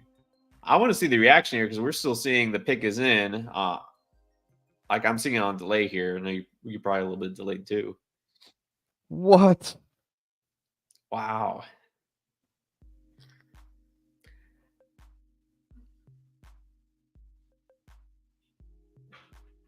That is crazy. I don't understand. Well, apparently, according to Adam Schefter, Raheem Morris loved him, but well, man, didn't they just give Kirk Cousins what contract did they just give Kirk Cousins? Yeah, I haven't looked that up. I'm just saying. $180 million. They gave him a 4-year, $180 million deal with $100 million guaranteed. Why are you drafting a quarterback at 8? Succession, but in 1 year, 2 What? years, 3 years? Exactly. Falcons fans don't seem confused. They seem pretty happy. Falcons fans are just they're just happy Arthur Smith is gone. Yeah, they're just gonna be happy no matter what. It's all cake. This is mind-boggling to me. Even if Raheem Morris likes Michael Penix, is it Penix? Michael Penix. Penix, I think. Michael Penix. Can't you just hope he falls to you in the second? Isn't there a good chance you get him in the second? And if you don't you just go, oh, well? I mean... Well, apparently there's enough teams that did like him. He was going to be a first-round pick. The Raiders is where I thought he would go because they liked him a lot. That makes sense. The Raiders need a quarterback. What's crazy is that this isn't one of the young projectable quarterbacks. They're like, oh, well, he'll sit a few years. He's already old by rookie standards. Isn't he like 25? No sense. No, this makes the only thing I could think of here, and this does happen sometimes, is let's say a team like the Broncos or the Vikings really liked Penix, and they said, hey, if the Falcons say like, hey, when it gets to your pick, if this player is still on the board, yeah, we'll flip him. And you can give us something else later on.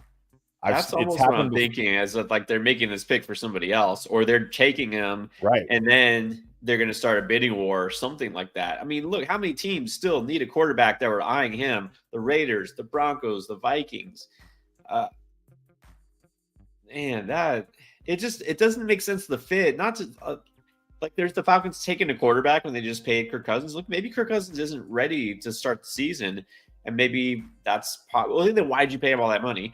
But then this is the oldest quarterback of the rookies that should be going this high. That's what makes no sense. It's who they took.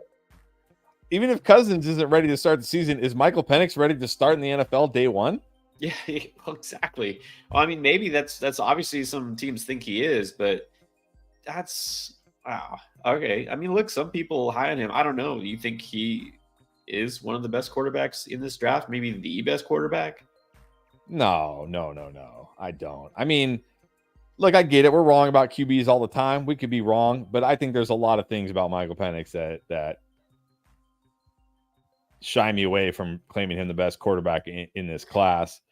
And like somebody just tweeted here, Michael Penix will be 28 when Kirk Cousins' contract expires. Now I get it. Look, I'm sure they have an out. I'm trying to pull up his actual contract. I'm sure they have some kind of out for Kirk Cousins at some point. But even still, like, if the out is in, like, let's see. Okay, it's not, for some reason, Spotrac isn't working. Let's try something else. I'm trying to get his actual contract details. Okay, let's try over the cap. Okay, here we go. So, I mean, his cap hit, Kirk Cousins' cap hit over the next 4 years, 25 million, 40 million, 57.5 million, 57.5 million. What? This makes no sense. Exactly. It's just the situation. And they keep saying, I'm looking at NFL and Rapport, like succession plan. They need a succession plan to succeed. Succeed when? You're drafting a guy number 8 overall for 4 years from now, 3 years from now, when you could have had the top edge rusher in this class. And then Romo Dunze just went to the Bears. Oh man, I mean, it's not as bad as Nabers to the Giants, but it's not fantastic either. Number 3 receiver on his own team. The only plus for Odunze long term is the Bears could easily say goodbye to Keenan Allen after this year. And he does have Caleb Williams, so there is that. But well, exactly. In Dynasty, I don't think it hurts that much. But there's also the fact Keenan Allen does tend to get hurt. And so Dunze could step up a lot sooner than expected. But yeah, that's not exactly what you wanted to see. It's not the perfect landing spot for him in fantasy. Oh, the Vikings just traded up with the Jets. Okay, well, we know what they're doing, but here's the question. Why would the Vikings need to trade to move up one spot when the Jets probably weren't taking a quarterback unless the Vikings again, are what? unless they're worried that the Broncos were going to do it. So the Jets get Okay. Well, look. So the Jets get the 11, 129, and 157. So it's not like the Vikings gave up a ton. What is that? Like a fourth? They swapped first and they gave up a fourth and a sixth. Okay, Jets get 11, 129, and 157 for 10 and 203. So moving up one spot. Yeah, it's like a 4 and a 5. Go 4 to 5, 5 and a 6. Yeah. Yep. And then it's got to be McCarthy. It's got to be for McCarthy. It's got to be for McCarthy here. I still can't. I still the Penix thing makes no sense. It doesn't. Yeah, I think it's got to be McCarthy. What's up, King? Been too long. Yeah, that is pure insanity to the foul. It just. Okay. I'm sure we'll break it down. We'll have to process this. Yeah, I don't know. It's got to be McCarthy here. Again, I still question this moving up. I know they didn't give up a lot to move up one spot. Look, the Jets taking the quarterback makes a lot more sense than the Falcons because Aaron Rodgers coming off the season where he missed the entire season. He's a lot older, and they need a succession plan at quarterback. So Penix to the Jets would have been actually less shocking than the Falcons. Exactly. Or McCarthy here. That might make, maybe that's why. Maybe the Vikings are thinking, hey, if the Falcons take a quarterback, why wouldn't the Jets? Yeah, and again, they could just be thinking like, hey, the Broncos are sitting there right behind us and they need a quarterback too. Let's just make sure we get them. Yeah. Let's make sure we're the team that gets them. Yeah. Look, they didn't give up a lot, so if they're going to get their guy, it's fine. Where's Jim at? Where are the Vikings fans at? Let's see. What's your reaction here? What's your take on this? You thinking this is definitely McCarthy, or could they go a different direction? I mean, I would have never you would have said, I'll give you $100 million if you tell me who the Falcons pick at 8, and I'll give you 20 chances, and I don't think one of those 20 I would have guessed Michael Penix. So who knows? Who knows what they're going to do here? But you got to think it's McCarthy. Got to think McCarthy. The funny thing is, all of the fake news and the noise that didn't turn out to be true. They were building up McCarthy as if he could be like the number 2 quarterback taken. Like he can't rule out Washington taking him. Like why can't he go? Maybe some teams are going to jump up to 3 to take him. He's now behind Penix. He's now going to be maybe the QB 5. We don't know. All right, Jim says McCarthy. You want McCarthy, or you think it is McCarthy? Probably. I think McCarthy. I mean, if you watched our predicting video, now look, I predicted Odunze, I think, to the Jets because I just didn't want him to go to the Bears. Yeah, and I think I said that in the video. I said this is like wishful thinking because I'd rather him go to the Jets than the Bears. But I did say the Vikings trade up with the Bears or the Falcons. I didn't think they'd trade up with the Jets to get McCarthy. I think it's McCarthy here. I certainly did not predict Penix to the Falcons. I will admit that. I did not predict that. I want to go out and search all the mock drafts that anybody ever did and see anybody who put the Falcons taking a quarterback there, much less that quarterback. Don't think that's definitely the biggest shock here. This I don't think will be a shock. This is almost to me a given now. Broncos will settle for Bo Nix, as I said, because they need a quarterback, and apparently they really liked him. They brought him in a couple times.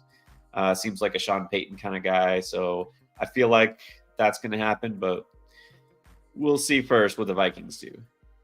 This is crazy. If they go McCarthy here as we suspect, and then let's say the Jets go Jets, I'm pretty sure either going O-line or Brock Bowers. And then the Broncos go Bo Nix, we're going to see 12 picks without a defensive player selected. I can't remember the last time we've seen that. That's what made it more shocking is Atlanta right there could have taken Dallas Turner.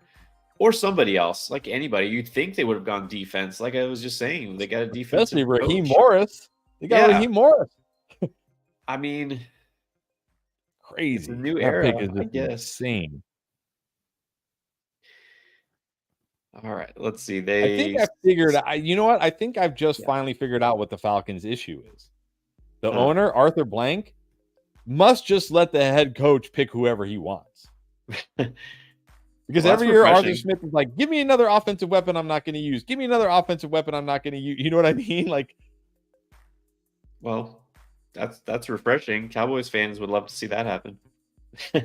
Yeah, but at the same time, like that's why you need somebody there who's like, hey, maybe we just paid Kirk Cousins $100 million guaranteed for the next 4 years. Maybe we don't need a 25-year-old QB, with pick 8. Maybe we can wait till second round and see who's there, or maybe we can get the successor to Kirk Cousins next year.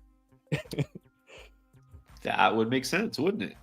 That's what's just so weird. You're taking a quarterback who is already, by rookie standards, old. That's what's weird. Let's not forget. I mean, look,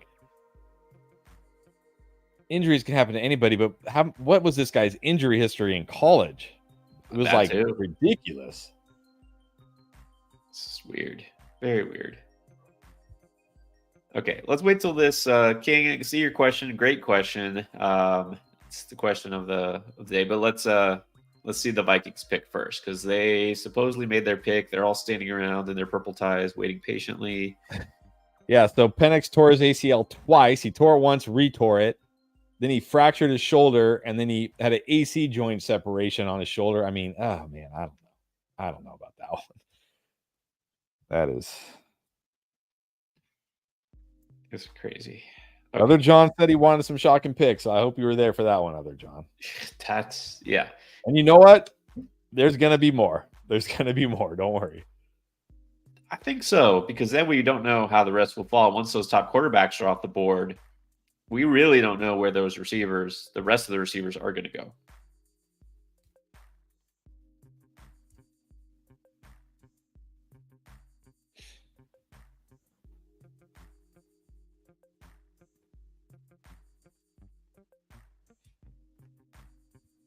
All right, still waiting on this pick here.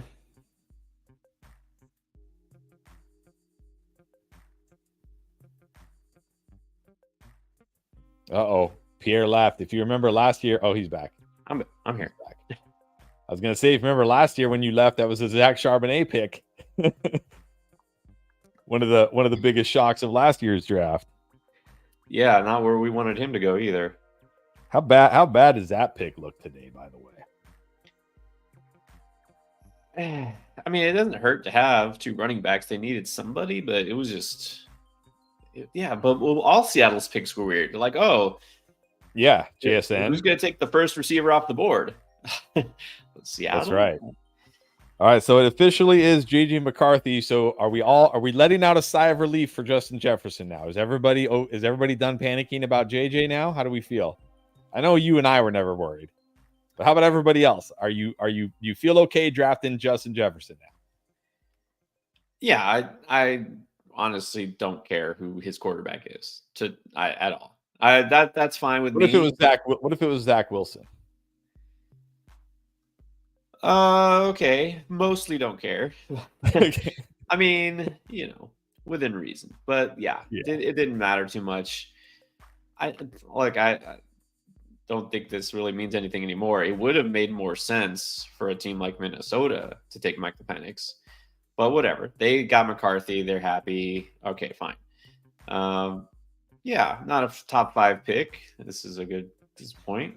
Relación total. JJ, maybe not a top 5 pick, but still solid.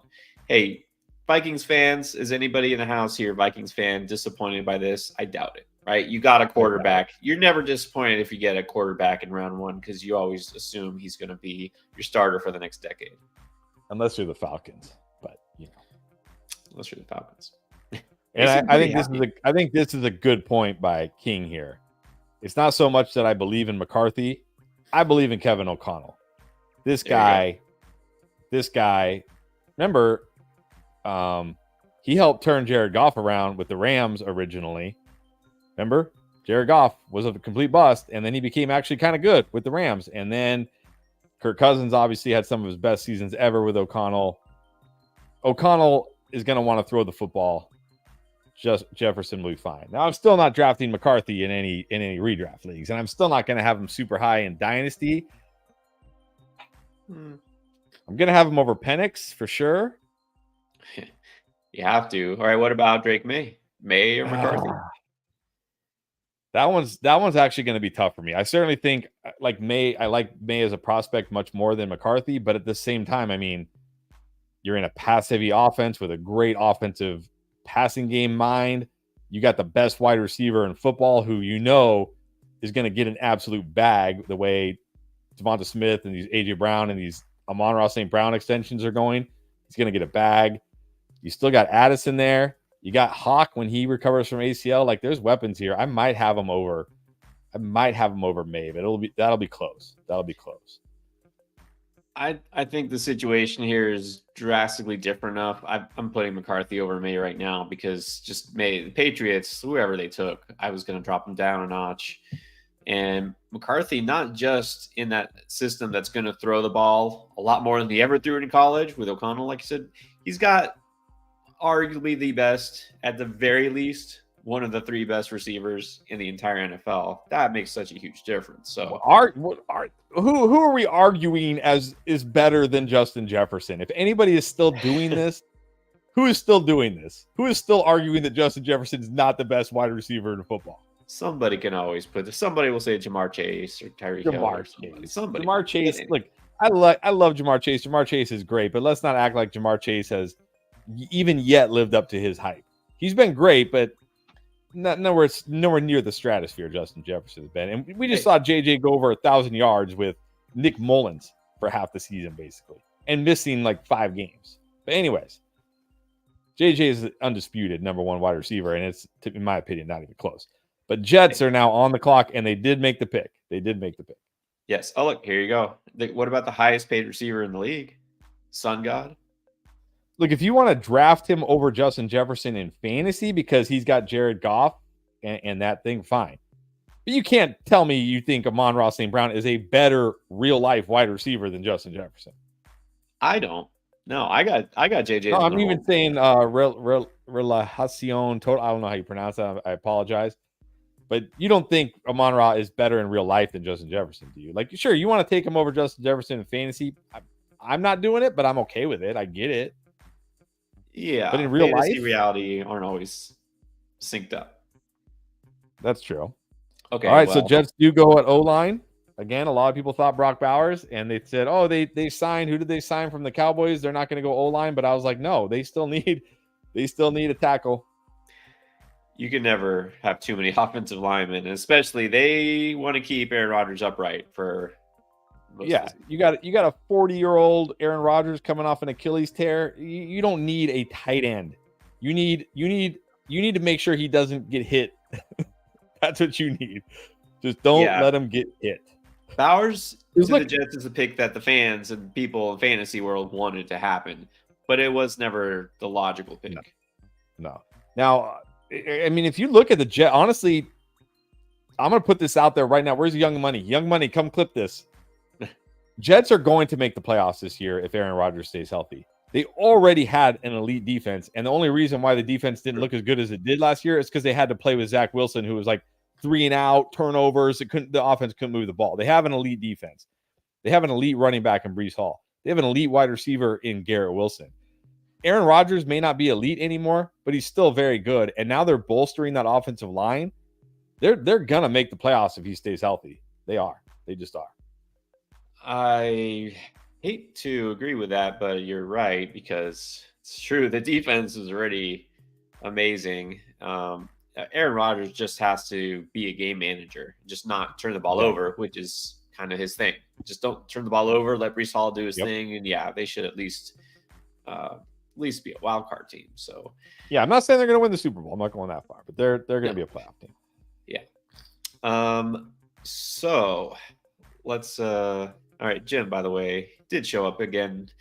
Pretty happy, and Yeah, I agree. You got to be happy they didn't have to trade up to like number 5 to get McCarthy because he was Yep. not going that high probably ever. So yeah, if you're a Vikings, I bet you all Vikings fans are probably doing backflips right now. Yep. I think Vikings fans got to be feeling great.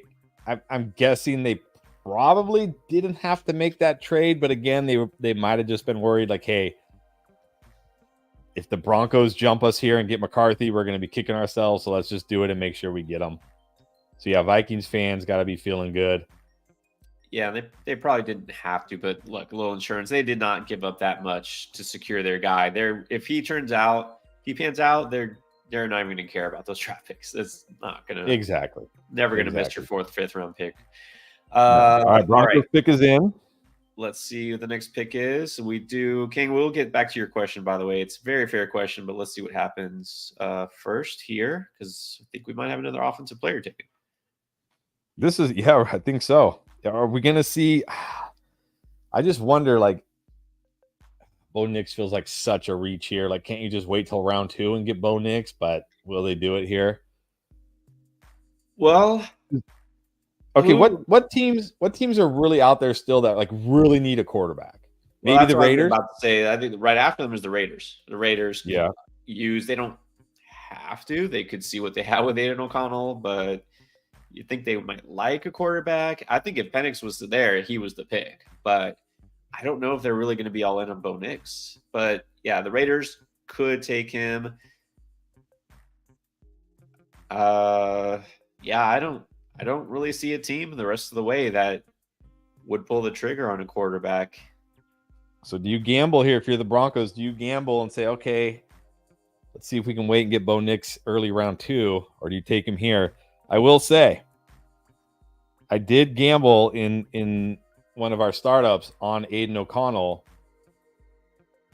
If the Broncos go Bo Nix here, I'm going to feel about as good as I'm not going to say I'm going to feel good about it, but I'm going to feel about as good as I could possibly feel having Aiden O'Connell on one of my dynasty teams. And you were not a big fan of Aiden O'Connell last year, and it's not like he was very good. He's terrible, but look, if let's say Bo Nix goes here, and let's say the Raiders, maybe the Raiders go. Well, they wouldn't do that. They have Maye. I mean, I don't know. But look, if he could be, if he's a starting quarterback, they got Adams. Maybe they take a wide receiver at some point in the draft. I don't know. I mean, he might never. He's probably going to be nothing more than like a bye week fill-in. But it was a startup draft. I got him like very late. I think I got him after Jimmy. I think I even got him after Jimmy G, actually. So good old Jimmy G. I think those days of him as a starter are over. Yeah, Bo Nix feels like the pick here, but Bo Nix will not excite me. Honestly, is there a quarterback that now saying, well, he's on the Sean Payton offense? Like, what does that really mean anymore? What is it? What did that ever mean? You know what the Sean Payton offense meant? He had Drew Brees. Go ahead, clip this one too, young money. I've been saying this about Sean Payton for years. It's true. Very overrated offense. I think he's a very overrated coach. I'm not saying Sean Payton's bad, but I think he's overrated. He had Drew Brees. When you have Drew Brees, you're gonna look pretty good. So, This is true. Yeah, I don't. People are gonna say out there, "Oh, Sean Payton gonna get the most out of Bo Nix." And look, I guess but the good thing for Bo Nix is, he's probably going to be starting day 1. But the bad news is, who is he going to be throwing to? Cortland Sutton? That's it? Just Cortland Sutton? That's pretty much it. Yeah, Marvin Mims. Marvin Mims? Wait. They got Josh Reynolds. Don't forget that. Josh Reynolds. There you go. Yeah. No, I totally agree with you. People forget, or maybe just aren't old enough to remember, Drew Brees was putting up big numbers with the Chargers before he went to New Orleans. Yes. Sean Payton did not make him. I think he made the Saints. Brees did. And so, look, again, not just ragging on Payton saying he's a terrible coach, but yeah, the thought that he's like some offensive mastermind is maybe a little bit exaggerated, because what happened to him after Drew Brees retired? Yep. How good was Sean Payton? How good has Sean Payton's offense been without Drew Brees? Exactly. So, I think it's fair to say if Nix is the pick here, I mean, I was never really interested in Nix no matter where he went, but also if he's the pick here, it's pretty much out on Nix, and I think we gotta have to be out on Cortland Sutton for the most part.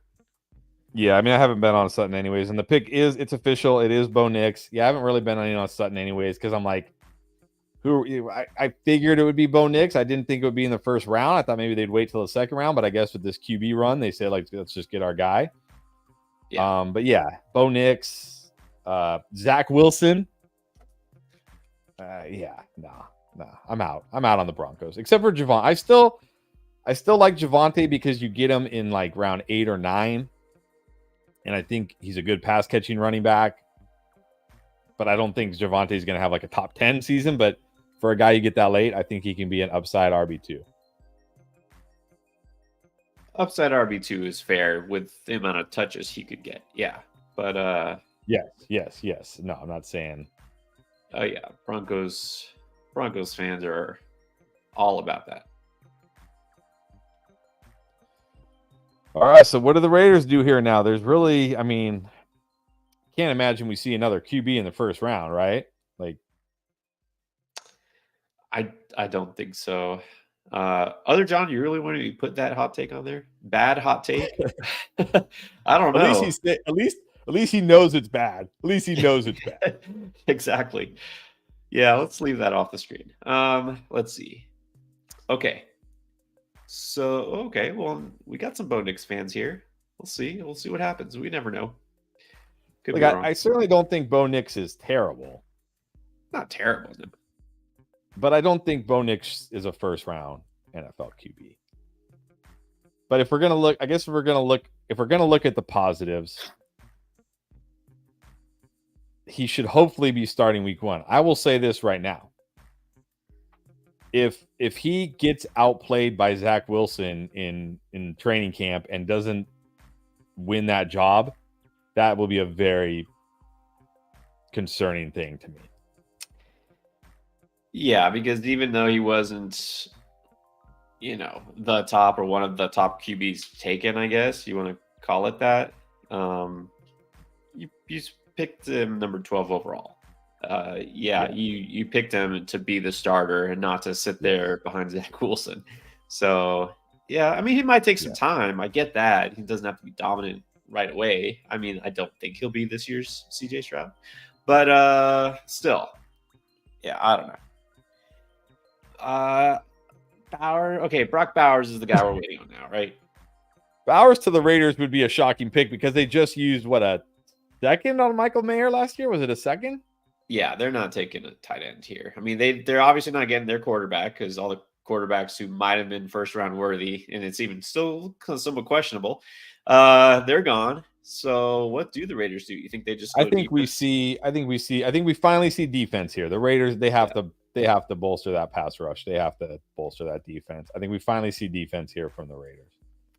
And they're getting great value. I mean, obviously I think they would have taken Penix if he fell there, but since he didn't, look, people had Dallas Turner mostly projected number 8 to the Falcons, top 10, so they should be pretty happy. Or Quinion Mitchell, yeah.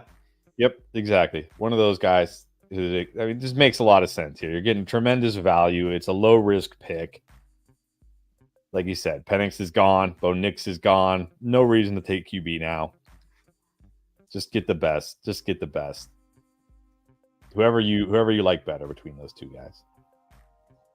And then the question other John asking here, as far as QBs go, who would be hypothetically the next QB that might be taken? Not this round. Almost. I would be shocked if another quarterback got taken in round 1. What? They took Brock Bowers. Did they? Took Brock Bowers. No way. The Raiders? The Raiders took Bowers. What? You call? Well, he called it. Good. Other John called it. What? Wow.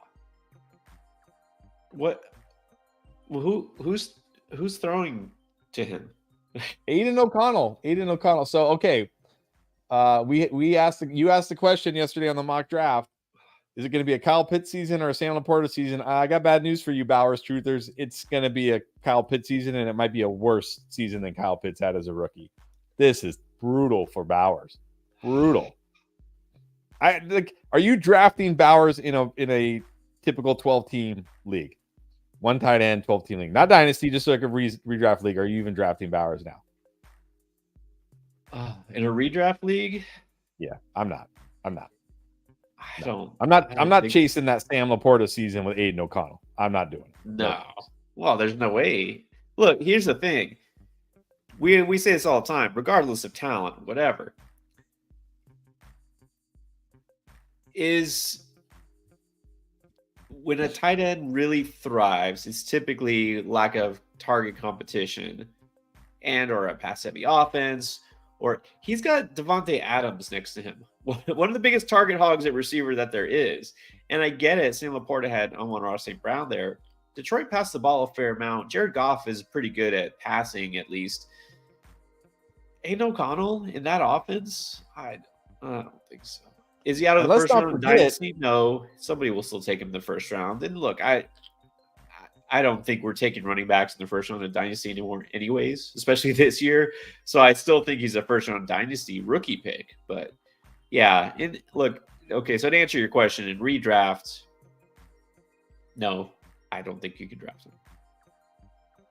And the Raiders just took Michael Mayer with the 4th pick in the 2nd round last year. And let's not forget, Michael Mayer is a pass-catching tight end as well. He is not a guy, known to be like this incredible, guy that's just out there to block. That's not, I mean, he can do it. I'm not saying he can't, but he's more of a pass-catching tight end. I mean, I don't understand why you spend the 4th pick in the 2nd round on a tight end, and then in the very next year you draft another tight end. I don't know. I don't get it. Look, maybe their plan is just to run like Devontae Adams and 2 tight ends out there, right? Just Devontae Adams, Michael Mayer, and Brock Bowers. That's going to be the offense. The other problem is Antonio Pierce, the head coach, doesn't even hide the fact that he wants to just run the football 20 plus times a game. He wants to just run the football. So is there enough here for Devontae Adams, Brock Bowers, and Michael Mayer? Nah. I mean, look, Brock Bowers will probably have some decent games this year, but not a every week start in a redraft league, I don't think. No, not for me, at least. Not for me. It's you know what I think it is? I'm gonna throw up this new little comment here. I really think this is our plan didn't work. Michael Penix is gone. I think they just assumed he was going to be there, and if he wasn't, Bo Nix would be there. And so they just had to pivot. They're like, oh, okay, what do we do now? Brock Bowers is still on the board. He's the best pick. Let's just take him. Best player available. Don't care how we're going to use him. Don't know how we're going to use him. I honestly think this is like a last-second scramble because they just assumed they were going to get Penix. I mean, maybe, but why not just last-second scramble to the best defensive player who should have been a top 10 pick, and you're getting him at pick 13. It's the Falcons and the Raiders. It feels like those picks were made for other teams, and yet they weren't. I don't get it.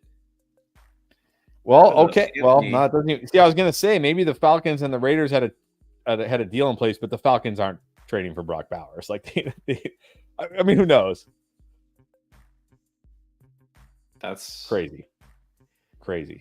Okay, so what has been the most shocking pick so far? Is it the Bowers pick to the Raiders, which seems like a very weird fit? Is it Penix going to the Falcons, who just paid up a ton of money for Kirk Cousins? Is it something else? Bo Nix going that early? I don't know. For me, it's got to be the Falcons. Yeah, it's still the Falcons for me because, again, you just paid Kirk. You just gave Kirk Cousins a 4-year, $100 million guaranteed deal. Well, really 4 years, $180 million with $100 million guaranteed. And you drafted a 25-year-old QB, even if your plan is let him sit for a year or two. So he's gonna be your starter when he's 27.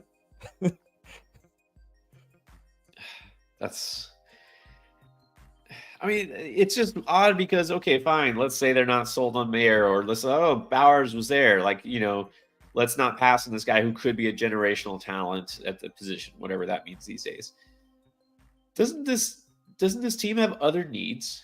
Couldn't they use the best corner or defensive end of the draft? Maybe bolster that offensive line for your quarterback who's coming off an Achilles tear? It's just weird. What is it? Barter Mania is in the house. Was it Barter? Or even if you wanted to, like we talked about, like you could go. I would have been fine with Rome Odunze there. If you're like, hey, we want another weapon for Kirk Cousins. I would have gotten that too. Like, but yeah, Penix makes no sense. Yeah, King say, yeah, this is just basically a typical Raiders move. Remember when they had Mike Mayock at GM, and he basically was like, all right, which Alabama players is on the board left? And that was their draft strategy. It just took everybody. Now it's Georgia. Now it's just take the Georgia players. I don't know. I don't know if they even have a strategy. Yeah, just, man, crazy. Cannot feel bad for Raiders fans. All right, so I mean, not that Brock Bowers is a bad player. I think Brock Bowers will be a great player, but geez, I mean, oh no, it's not about him being drafted too high or anything like that. It's just a weird fit. Yeah. All right, pick is in for the Saints. Okay. Let's talk Saints. Maybe this will be a nice, boring defensive player. I mean, we keep saying it. You got to think. I mean, this is. You got to feel it's good value if you're the Saints. I mean, yeah, they're. That's a good point. I could also see him. I could also see him going O-line here because they do need help there. Oh yeah, but yeah, you got to think that some of the teams right now picking at the lower end of the draft are pretty happy with the way it's broken for them so far.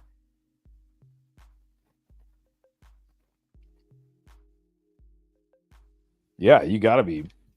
Some of these teams down here that didn't have an obvious offensive need, got to be feeling great. I mean, it's like we're 13 picks in. We haven't seen a single defensive player yet. So supposedly the Saints were listening to trade offers, but they're still picking. Yeah, again, they did take a long time. I think it was down to under 2 minutes when they put the pick in, which is why I still feel like the Chargers probably were listening to offers from teams like the Vikings, probably, who were trying to trade up to get McCarthy.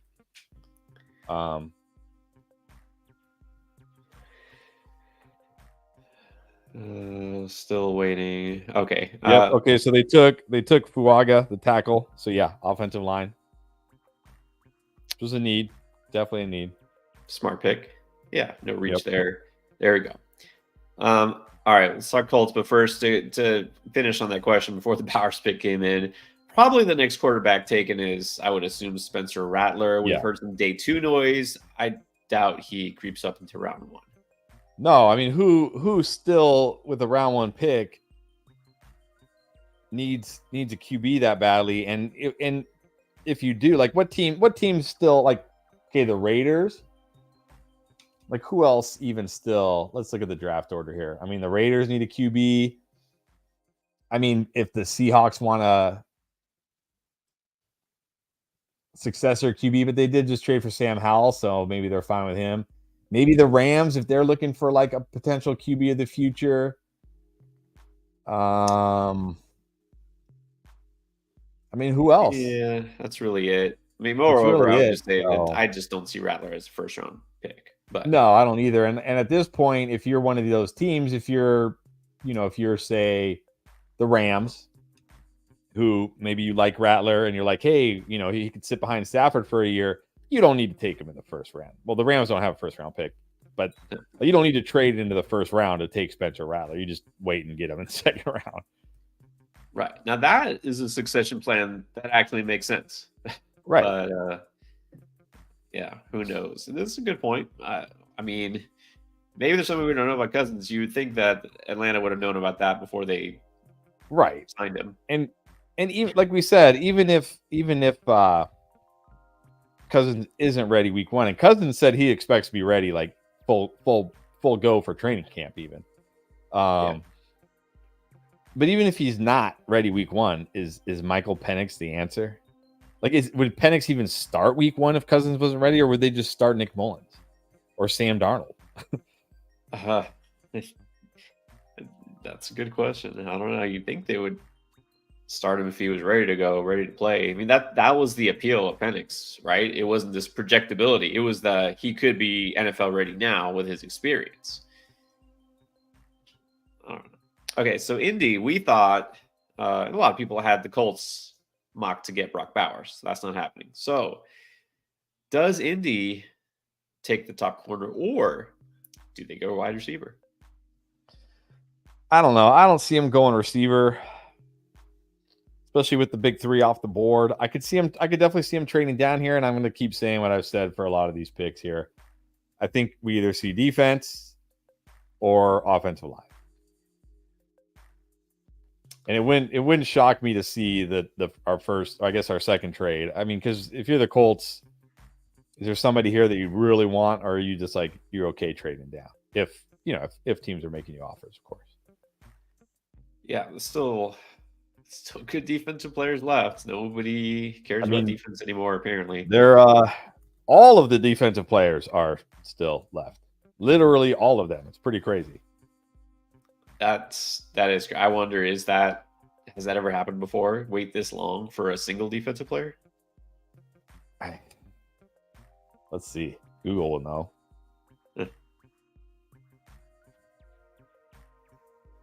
The player, which I don't really expect him to go here, but of course we don't know. Some people have talked this up. Xavier Worthy is the receiver I'm really most curious where he goes. Some people say maybe the Colts take him here, maybe the Chiefs or the Dolphins take him, which would seem like a dream scenario, but seems too early for him. All right, so here we go. So since the NFL merger in 1970, it has only once has it taken until pick 8 for a defensive player to be drafted. That was in 2021 when the Panthers took J.C. Horn. Well, we've already smashed that one. Wow. And look, J.C. Horn ended up being a steal at number 8. I think whoever gets the defensive player here is getting a steal. Steal. Yeah. Well, it's crazy. He doesn't even have to be like the best player at his position.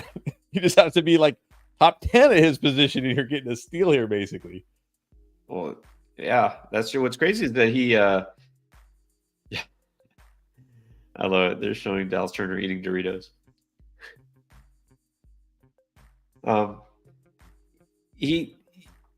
This was supposed to be not a great class for pass rushers and defensive line, but it's supposed to be a pretty deep class for secondary, right? For cornerbacks.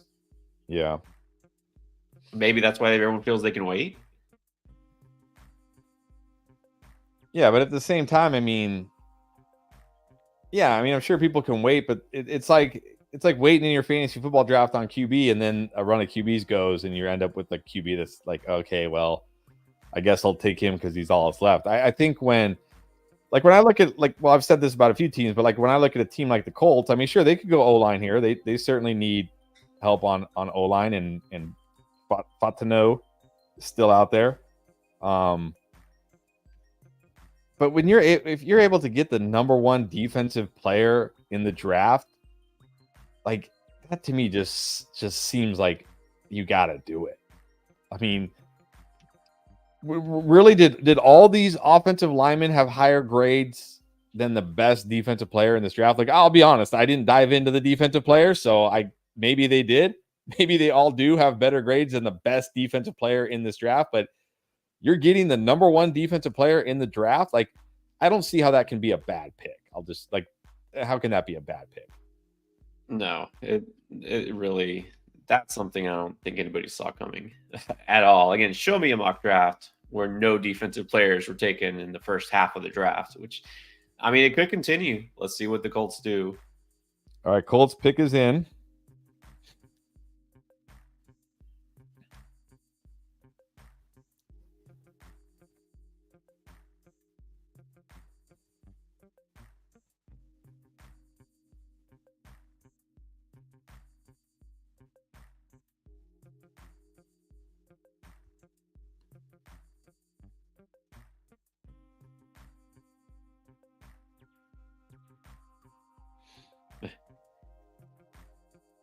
All right, there it is. Wow, it wasn't it. They did take the first defensive player from UCLA, Laiatu Latu. All right. Solid pick. Solid. Pass rusher. Okay. Can't complain. I'll be right back. I mean, can't blame the Colts for wanting to improve their defense. It seems like it could be great value there.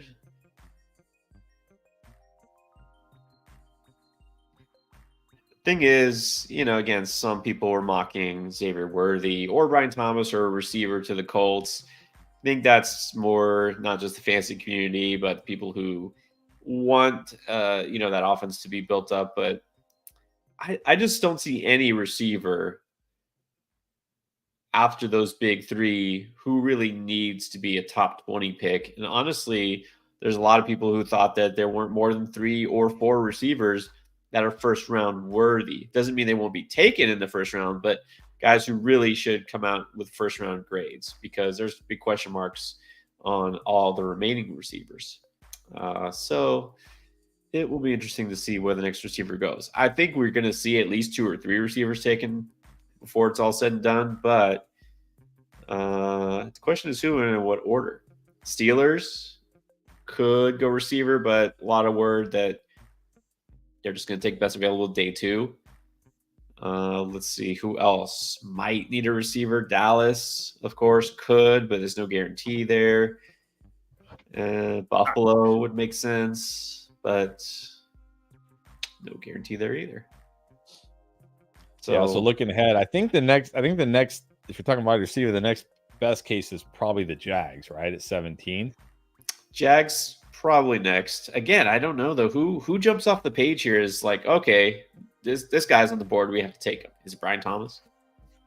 Yeah, I mean, I think it's probably between Brian Thomas and AD Mitchell, because they get, well, I mean, I guess it depends on how the Jags are feeling. Like, they did sign Gabe Davis. Maybe they feel he's good enough.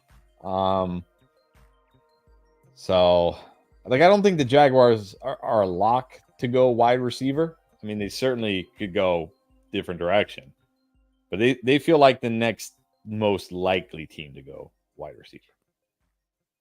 Yeah, it's I think initially when we talked about our projected landing spots, I had Jags taking a receiver, and then I changed my mind and I'm kind of on the fence with them. I thought, well, they'll probably take a defensive back. I still would probably have to guess that's where they go, especially the way this draft has fallen. They might wind up getting the number 1 corner that there is, but I think Steelers. I mean, the Steelers taking a receiver there 20 makes too much sense.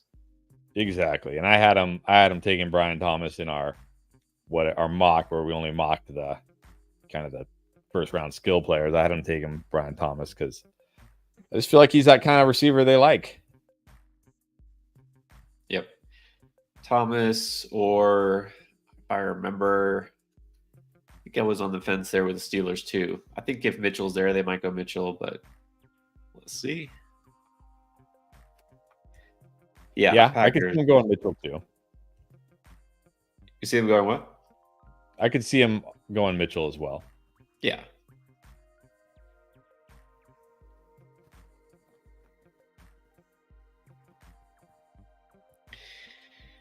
Yeah, that's a good observation. Brian Thomas and Pickens might be too similar, but do we really think Arthur Smith knows or cares? No. No, Arthur Smith. That's another landing spot where whatever wide receiver goes there, I'm going to have to. I'm not going to say I'll be completely off him, of course, but going to have to knock him down a bit.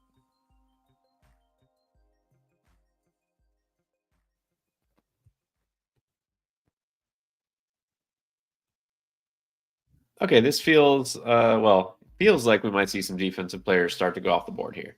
But this feels like a good time. Let's go ahead and start to try to digest what's happened so far and ask this question. All right, King, here we go. What are your guys' top 5 dynasty rookie picks right now, based on how it's gone? And he's saying super flex. Yeah, thank you for doing super flex, because I don't know if I could do a top 5 non-super flex right now. I'm going to say it again. I'm gonna have Caleb and Marvin Harrison 1-1. And what I mean by that, I don't know if you were here with us earlier, King. If you have a roster like the example I used is maybe you have Joe Burrow, Justin Herbert, and Anthony Richardson, or you have Joe Burrow, Anthony Richardson, and Kyler Murray, right? You have that kind of roster. Those are your quarterbacks. So you were decimated last year, and you have the number 1 pick, and you're like, well, I already have 3 young, good quarterbacks. I'm okay with you going Harrison there.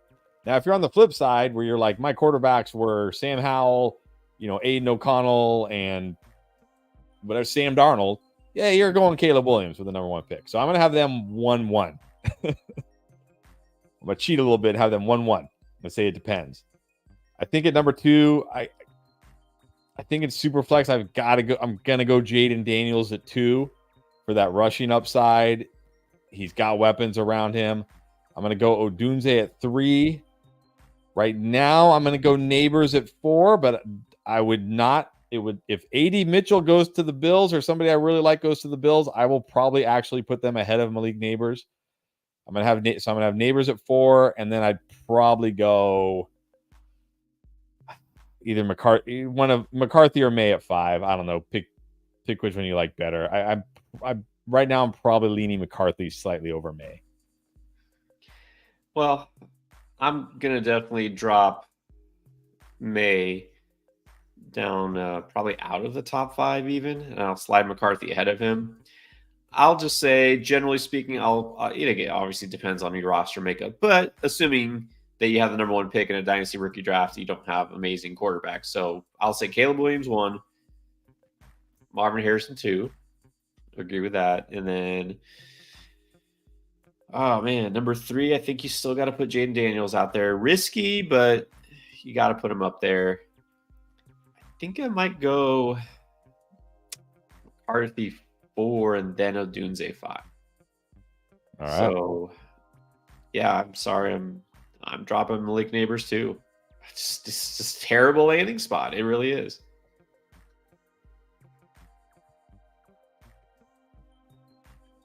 So he's asking if Mitchell goes to Buffalo, you put him over. Maybe if I sleep on it and think about it, I'll change my mind. But look, I think AD Mitchell is a fantastic prospect that's being severely undervalued, and we both really like Matt Harmon.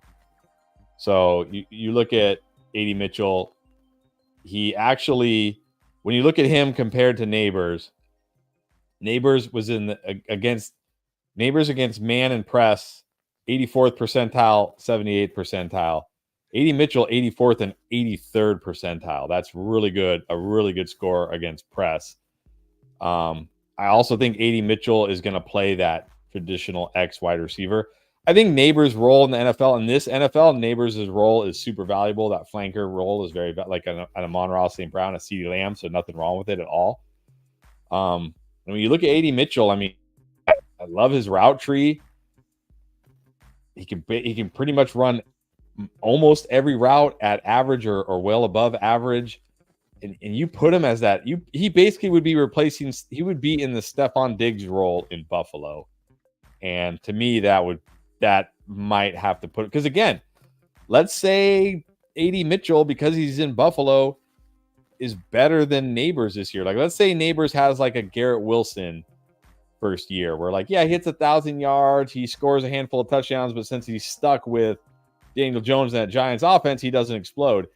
And let's say AD Mitchell has 1,200 yards and 7 or 8 touchdowns because he's in Buffalo. Now we fast forward to next year. Who's going to be valued higher in dynasty leagues? Probably AD Mitchell, because that's how it works. Right or wrong, that's how it works.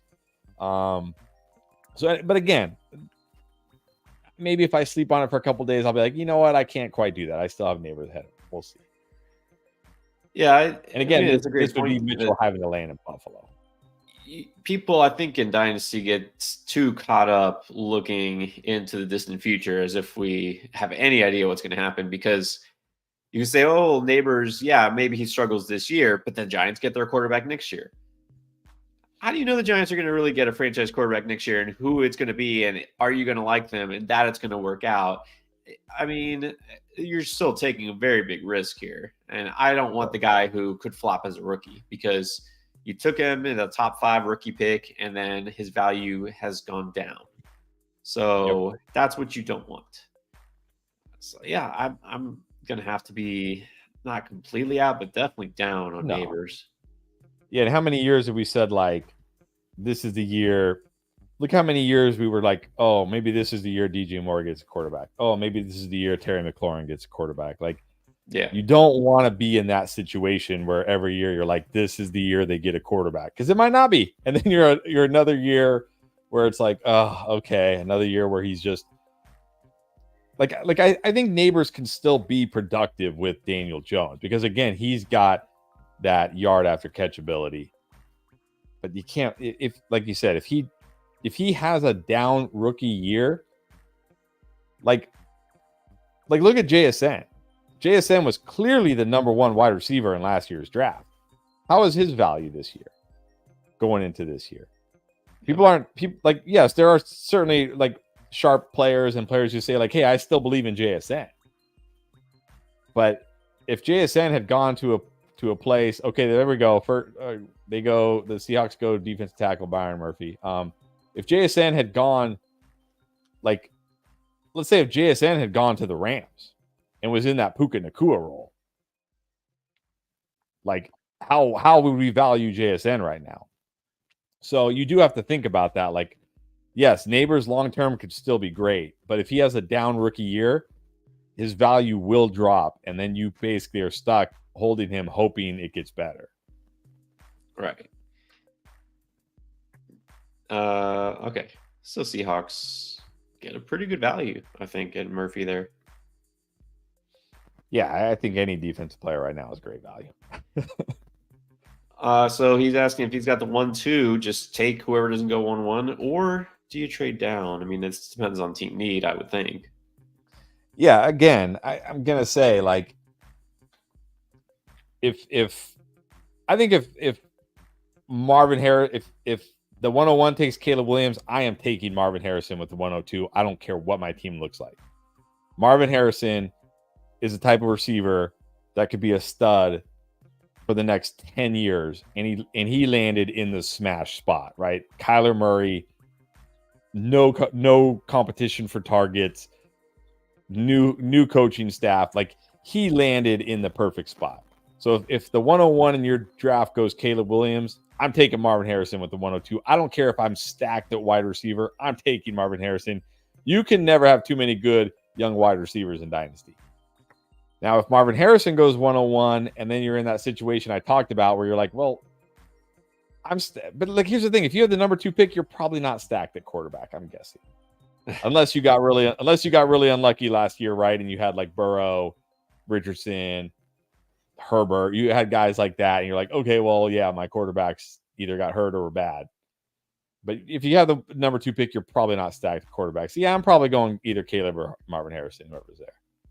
Yeah, I think you keep that pick because there are, at each position, there's one guy who's clearly, head and shoulders above that number 1 in their position. You can never have too many good franchise quarterbacks or wide receivers. So I'll take whoever's there, basically. We just had another trade. The Vikings now traded with the Jaguars, and they are taking Dallas Turner. You got to be feeling – I don't know what the Vikings gave up, but you got to be feeling pretty good if you're the Vikings. You got a quarterback, and now you got who many people said was the number 1 defensive player in this draft, a potential top 10 pick. You got him at pick 17. Like, you got to be feeling very good if you're a Vikings fan right now. I feel like they're having one of the best drafts so far, for sure. Oh yeah, and this is a smart move. That basically they're kind of copying the model. This is what Houston did last year. Right. To a lesser extent, though, they didn't get a top 3 pick for their quarterback, and they didn't move up for a top 3 defensive player, but they were able to get their franchise quarterback, and they were able to get one of the top defensive players. They are, I think, pretty much killing this draft. I would say that it doesn't always work to trade up, but they didn't give up a ton. Now, I don't know what they gave up for this, but it couldn't have been a ton either. Well, I'm going to assume they swapped the 23 for the 17 here, and then we'll see what else they threw in there. And in fact, yeah, they did give up the 23, so Jaguars now have the 23 pick, which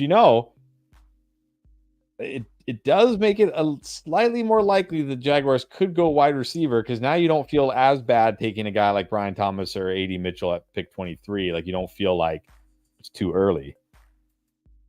Right. There's still a lot of defensive backs left. Well, that too. They definitely have a need there, and maybe they felt like, hey, we can get a DB that we like. The way this draft is going, we can get a DB we like. So I'm still looking to see if we get the trade terms here, what they gave up. So then, speaking of the Vikings here, the return, let's know if JJ's in the top 4 in redraft. I mean, we never had him outside the top 4 or 5. So, right. Yeah, I think he's got to be. Yeah, never had him outside that. All right, JSC just joined. Wants to know, do you feel like we're going to see Penix based on the fact that he was drafted so high? Does this mean that something's going on with Cousins? Well, we only see him if Cousins gets hurt, I feel. Yeah. Like, it would be as shocking as it was to see Penix at 8 to the Vikings. It would be even more shocking if, like, they announced Penix as their 2024 starter. Like, we're just going to have $180 million sitting on our bench. No problem. No problem. That's just what makes it so weird. So weird. Right. It's not exactly. It's not that, like, oh my gosh, they have Penix over McCarthy and Bo Nix. Like, hey, I'm fine with that. I'm totally fine with that. It's the fact that you just paid Kirk Cousins 4 years, $180 million. Why are you drafting a quarterback at 8? Especially, I think pretty sure the oldest quarterback in this draft, the one with the worst injury history, 2 ACL tears on the same knee, 2 shoulder injuries in his college career. Yeah, I don't know. Still haven't seen the terms on the trade. Okay, so here it is. So they traded. So they gave up the 23rd, of course, for the 17, and then pick 167 in this draft, and then a 3rd and a 4th next year.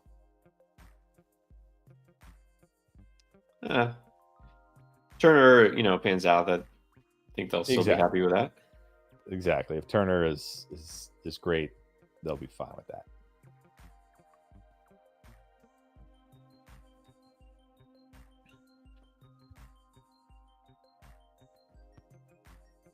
All right, looks like they're at a break here. So what is up next? We got the Bengals are on the clock for a couple more minutes, and then the Rams actually picking in their first round. Is that right? Yeah, I missed that. They have the 19th pick, but they're not taking Spencer Rattler. No. That, right. If they took Spencer Rattler at 19, that would now be the most shocking pick so far. If anybody takes Rattler in the first round, that would definitely be more shocking.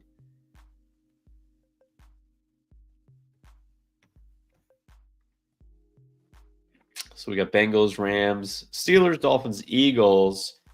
I mean, if a receiver does go off the board, still thinking Pittsburgh's the most likely spot. Yeah, Pittsburgh would be number 1. I think Jags would be number 2.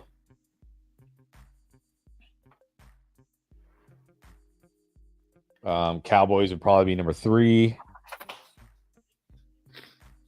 I wouldn't be shocked if the Cardinals took another one, but probably Bills number 4. I think Ravens are a dark horse to take a wide receiver. I don't know. They just extended Rashad Bateman for some reason. Well, that is true. For reasons yet unknown. That is true. Am I going to have to get sucked back into Rashad Bateman again when John Harbaugh is talking him up all off season? Probably not a good idea. I was way too high on Rashad Bateman as a rookie. I mean, maybe if he had gone somewhere else, who knows? I mean, he's had some injuries. I saw, always the excuse, like, oh, he was really great before he got hurt, and then he played the rest of the season hurt. Like, come on, really? Yeah. All right, pick is in for the Bengals. I don't think we see wide receiver here. There you unless go. This makes sense. Unless they really are going to trade T. Higgins. If they go with Brian Thomas here, that might make a T. Higgins trade much more likely. Yeah. But I don't think we see that. No. Jim, you gotta be ecstatic. We do loving this draft so far. Yeah, you gotta be feeling great. You potentially got your quarterback of the future. You got many people's number one edge rusher. Gotta be feeling good. Pick supposedly in, but they're keeping us in suspense, of course. They just gotta drag this out. They gotta how many commercial breaks can we squeeze into the first round of the NFL draft? That's always it.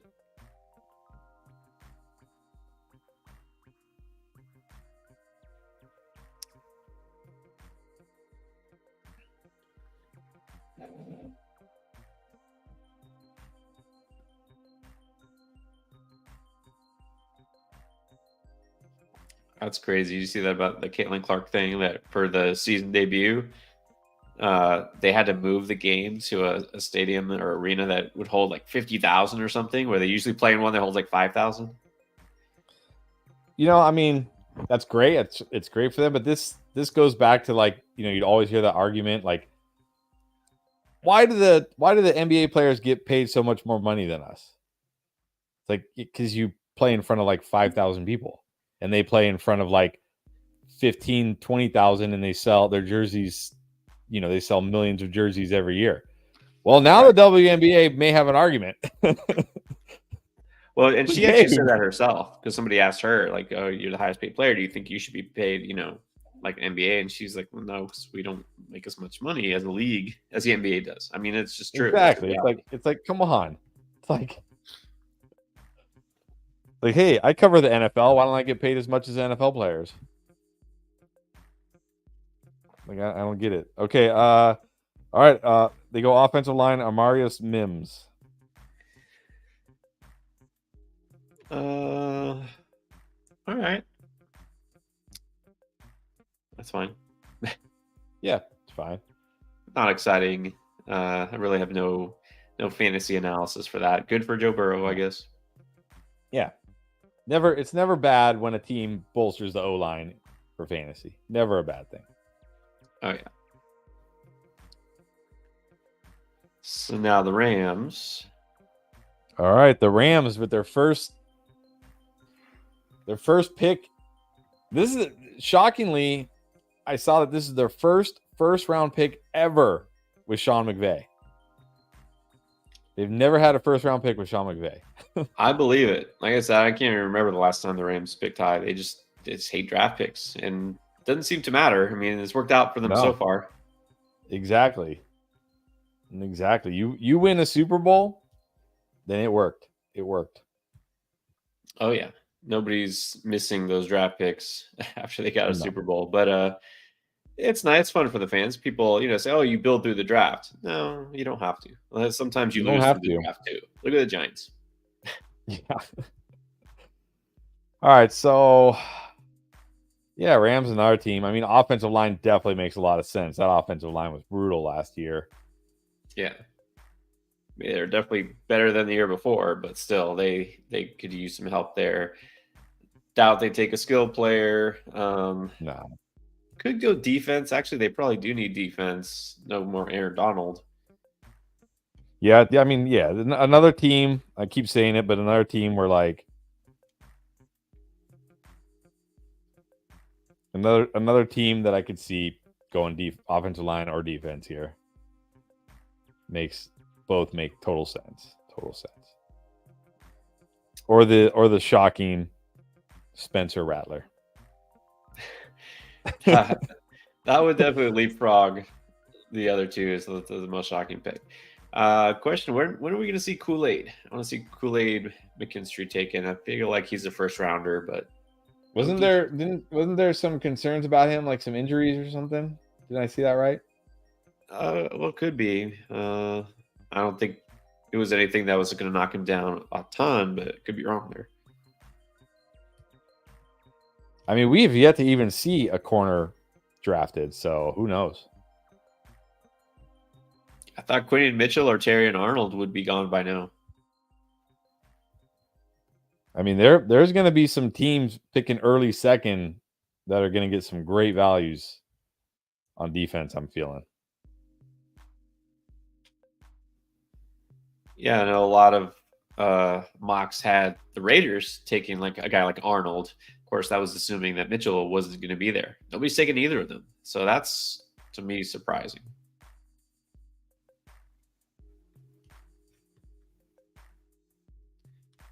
And I mean, I don't know. I don't think there's a defensive line that's the most obvious need for the Rams. I don't know if there's somebody who really projects to be the best pick here. Somebody said Verse earlier, maybe Verse, but they could go a couple different ways here.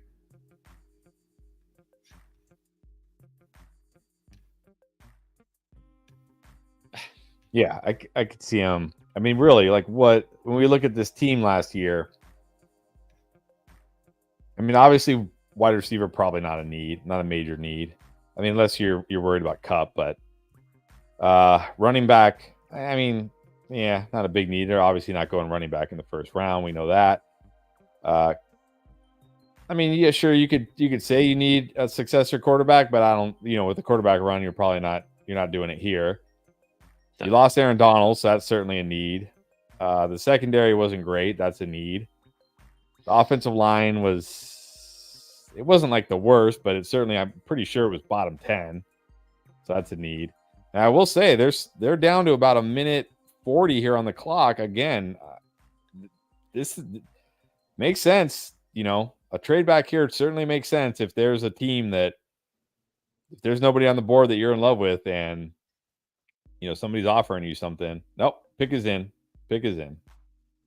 Scratch that. All right. Let's see what the move is. They probably don't or lost. They have no idea. Like, what do we do with these so-called draft picks? Like, how do we use them?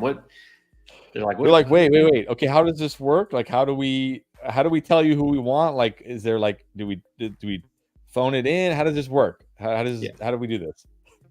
Yeah. What if we'll see a team miss their pick? That's You've never seen that, right? Has that ever happened? Has a team ever missed their pick? They're too late. Has that ever happened? Yeah, it's happened. It happened a couple years ago, didn't it? Wasn't the Vikings who did that? And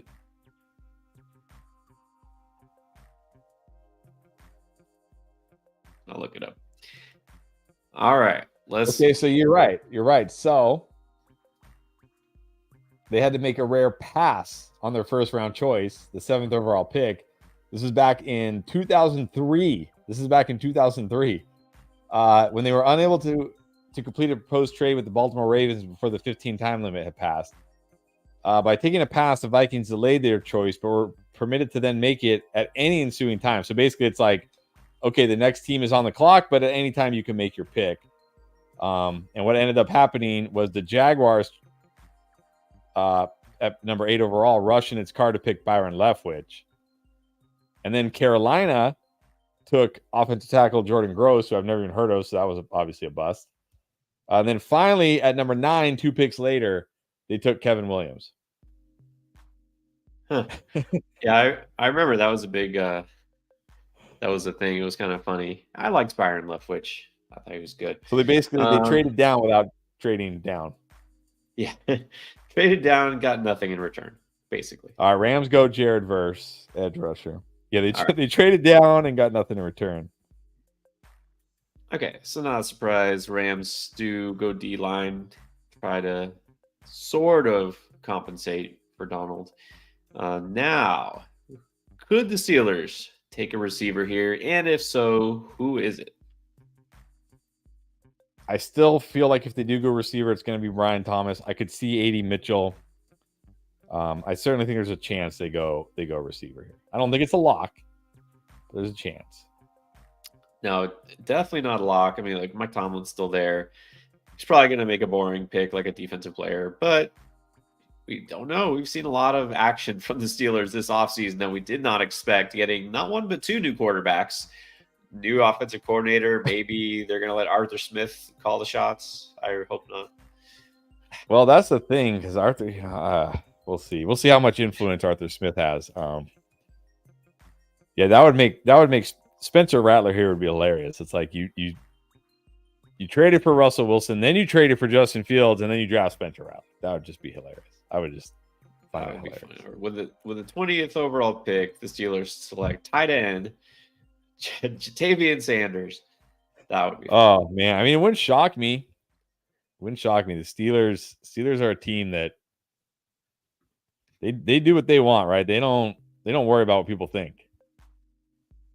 They don't seem to care. I mean, the logical choice here is go DB, but yes. Look, your Dolphins. Is Xavier Howard back, or did he walk? Did they let him walk? Oh yeah, the Dolphins are one of those teams that are in salary cap hell, along with the Cowboys. So yeah, there was talk. Did they let Xavier Howard go? I don't think they officially did. Did he re-sign with the Dolphins? He's cleared for football activity because he was hurt a lot last year. He, of course, has not earned his fat contract, but I think he's still with the Dolphins. Because I was gonna say, Xavier Howard tells teams he's full. Didn't he want to trade or something? Then I thought I saw something. There's something no. where like no. I'm drunk. They did release him. Okay. I thought so. So they could certainly get. I mean, they could get one of the top two corners here, maybe even the top corner here. This could be great for your Dolphins. Yeah, that's the need. Yeah, and it's talked about possible return to the Dolphins, and Howard said that door is closed. So definitely okay. not. I thought so. I thought I saw that. Okay. Yeah, I thought I saw that. Yeah, I would be happy. Look, everyone again wanting take Xavier Worthy, take a receiver. Like, come on, that is not what they need. They could use a good third receiver in like round 3 or 4. Okay, right. But not first round. They need. I don't think defensive. Where did the Dolphins rank on offense last year? Wow, pretty high. I know it doesn't feel that way. Like offense is not the issue for the Dolphins. Yeah.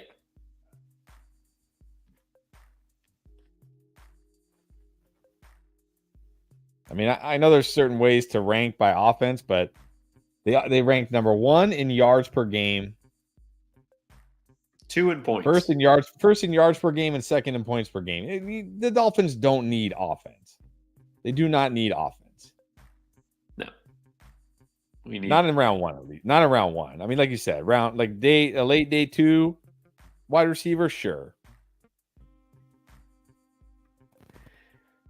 All right, you tried to summon him earlier. Young Money is now officially in the house. Where you been?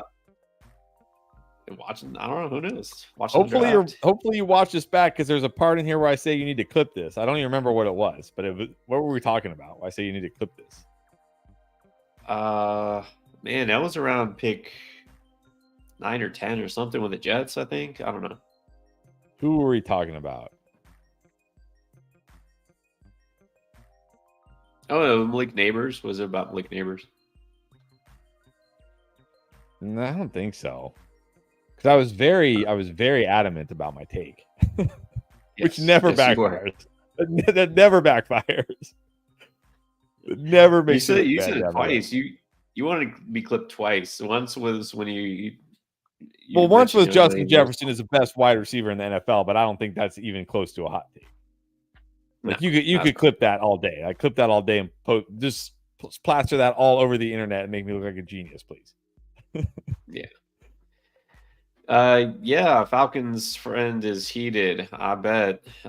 Just confused is what I would be. Yeah, exactly. Confused. All right, pick is in for the Steelers.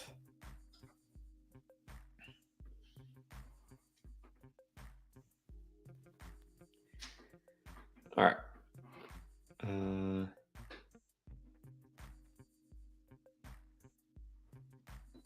So, Young Money, as a fellow Washington fan, did you want Daniels or Maye? How do you feel about that? Who was your pick, Daniels or Maye? Good question. Good question. Okay, we're still waiting for this to be announced. Skills all day. Thoughts on Brock? Just got here.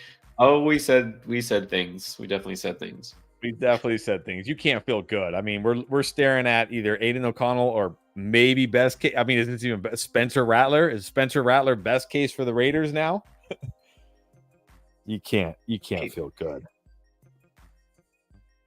They might be a team that just rolls with him, see what they have. Let them have a year, see what happens.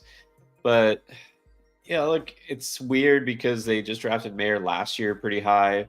This was not their need. My take is I honestly thought that was like a panic pick. It was a pivot because they probably just assumed that they were going to get Penix there. And when he was gone, they're like, whoa, what do we do now? We have to get the best player available. And that's what they did, even though they could have got a defensive player. Yeah. Can't feel good about Bowers year one. I think the days of Bowers being drafted as a starting tight end, as a tight end one, are over, at least for this year. Yeah. Oh, yes. The mock drafts will come. Of course, we're going to wait for all the drafts.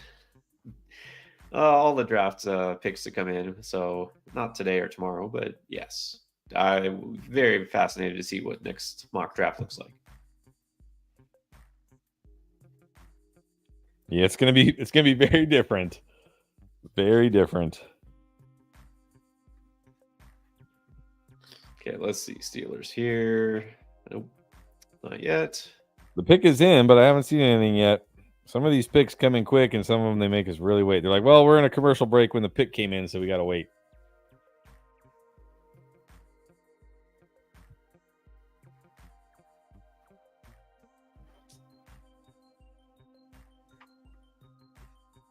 All right, money. They're still dragging this out.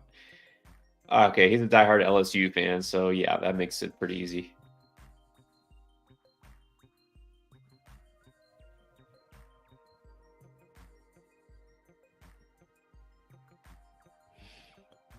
Troy Fontenot. All right. Feels like good value. Feels like good value for them. All right. Not bad. No receiver. Nope. And yeah, we almost forgot. Like there's been a couple of trades to move up, but no mega Brandon Ayuk trade or T Higgins or anything crazy like that. Yeah, I mean, not today. Look, there could still be. I don't know if Ayuk is worth like maybe a late first round pick, but I don't know if Ayuk is worth an early first round pick. I could still see him. I mean, I still always thought he was going to be a 49er. They would work it out. But there's still a chance like a T Higgins or Brandon Ayuk gets traded for like an early second. There's still a chance there. Yeah, I don't think teams are giving up a first round pick for him. No. At least not a first this year. Maybe a future, but not this year. All right. Since your Dolphins are probably going to go corner here, I'll be right back because then we got Dolphins, Eagles. Okay. I'll be really quick. Yeah, Dolphins corner seems way too logical because Xavier Howard gone. Again, they need to rebuild that secondary. Their focus absolutely has to be on defense. Again, you can never have too many offensive linemen, but I feel like the value here is clearly not just the defensive side of the ball, but especially the secondary. Again, we kept hearing this year's class where it was deep. Number one was supposed to be corner, and we have not been seeing quarterbacks taken. So there's still a lot of good players left. So yeah, that's what I want them to do. Mitchell is still on the board. Kool-Aid. Okay, maybe there's some injury concerns there. Terrion Arnold, Cooper DeJean.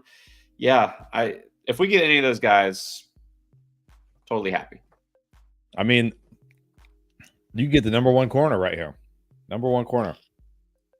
Exactly. I don't know. I don't think they do anything crazy here.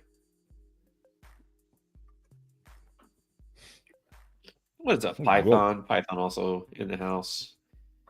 Yep. Show some love. Yeah. Huge draft day trade. Yeah, I don't know. I mean, we've seen a couple of them. I don't consider major trades, but no. I don't think we're seeing any blockbuster, like you said, like the Ayuk or the Higgins or anything crazy like that, you know. Worthy here. I mean, I think I might be disappointed. It is hard to be disappointed to see your team get a receiver, but I don't think that's the smart pick. I want my team to get better, and they need to get better in the secondary, not getting a third receiver. You can still wait. And here's the thing. This is what we've been saying. Why, look, we haven't seen another receiver jump off the board after the big three, because who is the clear 4, 5, 6? Like who really belongs as the next receiver? I don't think there's a obvious pick, and I don't think there's a receiver that really has to be taken in the first round. So Xavier Worthy's fast, right, but so is John Ross. AD Mitchell was good, but for what, like 5 games. Brian Thomas put up big numbers, but you know, that offense, it was all on deep routes. So there's questions about every receiver left. Yeah, the pick is in for your Dolphins. Yeah, I don't know. I've never been that high on Worthy. I mean, sure, he's got the juice, he's got the speed, but he's just going to play the slot, right? He's just going to be a slot receiver. Right. He like, nothing to me about him stands out as far as like a wide receiver. He doesn't excel in any one area. I don't know. I think Worthy's a guy you can wait till round 2, round 3 and get Worthy. I don't think you need to spend a first round pick on him. And like you said, I don't even know if you need to spend a first round pick on Thomas or Mitchell, really. But in the NFL landscape we're in, there's going to probably be some teams like the Bills who are going to do it. Maybe. I don't know. Bills don't seem to really be prioritizing a receiver these days. But, I mean, if there's a team that it seems like an obvious fit, it would be the Bills. Honestly, if the Dolphins don't take a receiver, which, again, I don't assume they will, and I kind of hope they don't, it would be the Cowboys and then the Bills. That's pretty much it. I mean, sure, you could always mock a receiver to, like, the Chiefs, which we try to do every year. And then some people said the Lions, but I don't think there's really another team that needs a receiver in round 1. So that's right.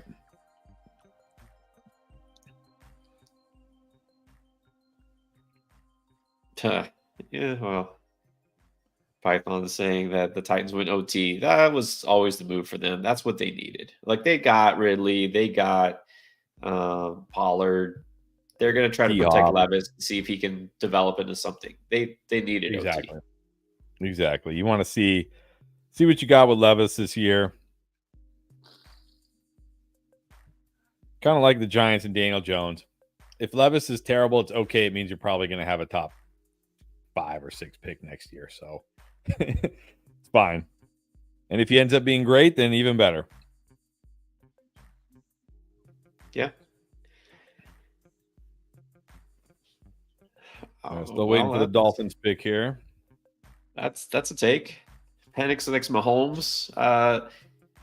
Mahomes wasn't that old when he came into the league, and I don't know if he's the same. Yeah, there's a lot. Like Mahomes, it wasn't about like Mahomes. It was just about like insane. Like, I think everybody knew he was talented. Like, I don't think anybody out there was like, "Oh, Mahomes doesn't have any talent." It was like, can he go to a situation where they can take that talent and mold it into an NFL QB. And if they can, he's going to be phenomenal. I don't think anybody feels that way about Penix. Yeah,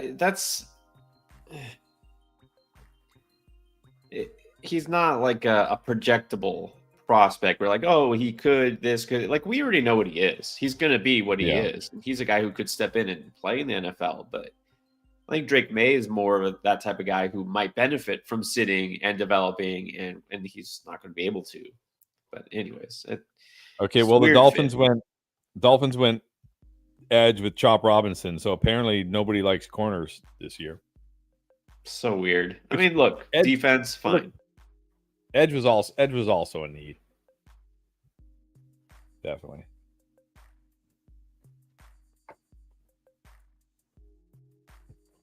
Yeah, so Chop was the next prospect ranked in terms of defensive line. First round grade. Fine with that.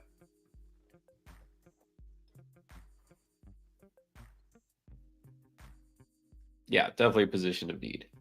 Yeah. And Jalen Phillips being hurt last year also definitely stung the Dolphins that pass rush. And let's not forget, he tore his ACL week what? What week was it? Like 14, 15? I feel like it was earlier, much earlier than that. It was that second Jets game when they were like easily going to win, and he was out there for no reason. Yeah. Let's see. Week 12. Yeah, so I mean, no guarantee he's 100% to start the season. Yeah. Oh. Yeah, and you could tell that it's not like that was the only issue with the Dolphins, but you could tell, they started to go down and take a hit after that. Yep. Yeah, they just couldn't get any pressure after that. All right, so let's watch these highlights. Oh, there you go. Hit JJ McCarthy. Not going to get to do that much in the NFL with McCarthy on the Vikings. No. Hopefully gets to Aaron Rodgers early and often. Well, that offensive line got a lot better. Yeah. Yeah, it would be one thing, like if finally the Patriots aren't dominating that division after like 2 decades, and the Jets all of a sudden win the division. That would just be so infuriating. I mean, look, it wouldn't shock me. The Bills don't feel quite as elite anymore.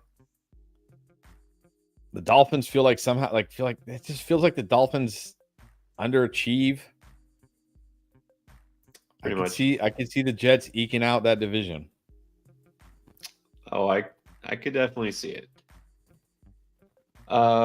Yeah, young man's asking what position I'm hoping for next. Definitely secondary.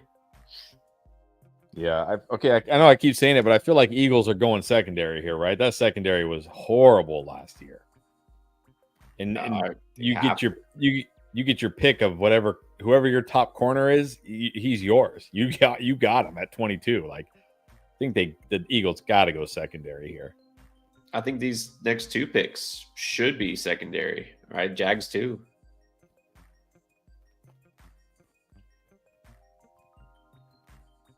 All right, Alan, hey man, that's good.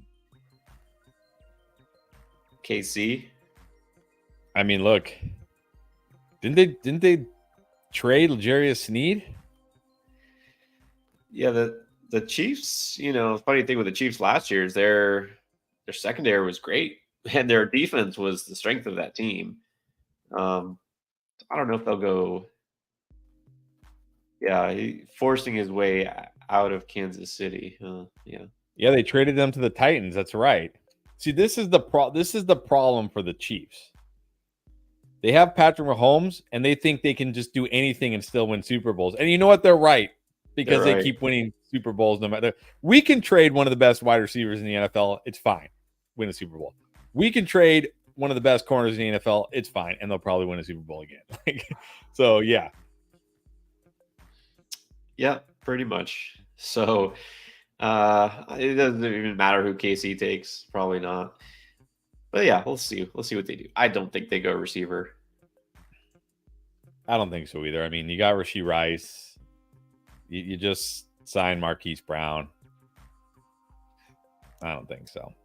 Yeah, they did actually sign a receiver.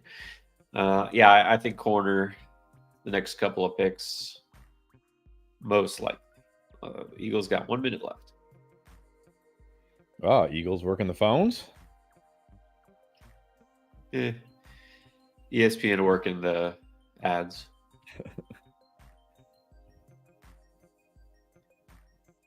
Are we gonna see a team miss their pick? Could it happen? All right, so this pick is in. Ah.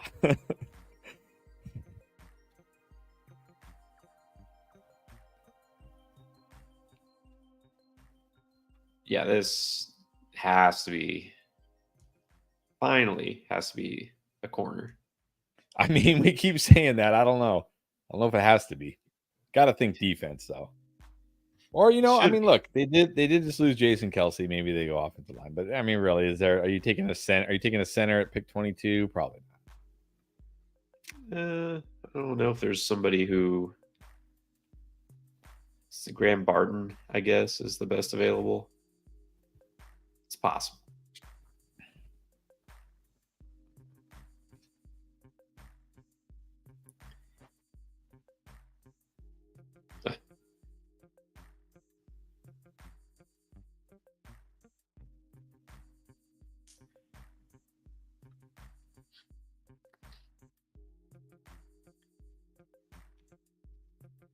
All right, pick 22 and then 23 was the Vikings, but if I'm correct now, belongs to the Jags because of that trade. Yeah. And look, if the Jaguars really are going corner, if that was what their intention, trading back and getting your number one or number 2 corner is a huge win for them. Yeah, looking like a smart move. I don't think they're missing whoever was taken behind them. So far so good, but let's see who they get. Yeah, let's see who the Eagles pick still not announced.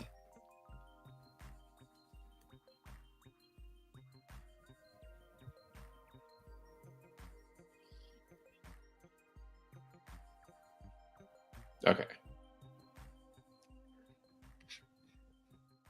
Now I think they're going to finally.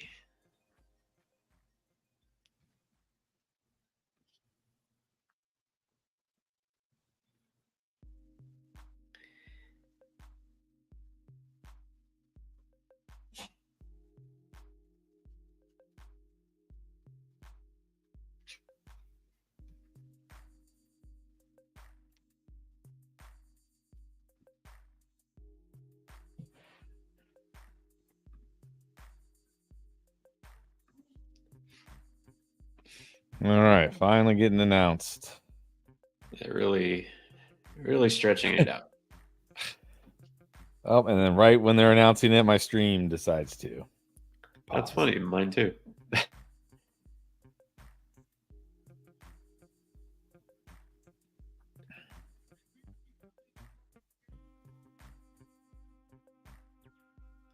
All right, Quinion Mitchell. There you go. Good value, Definitely. Smart pick. Yep, definitely good value. Good pick. Needed that.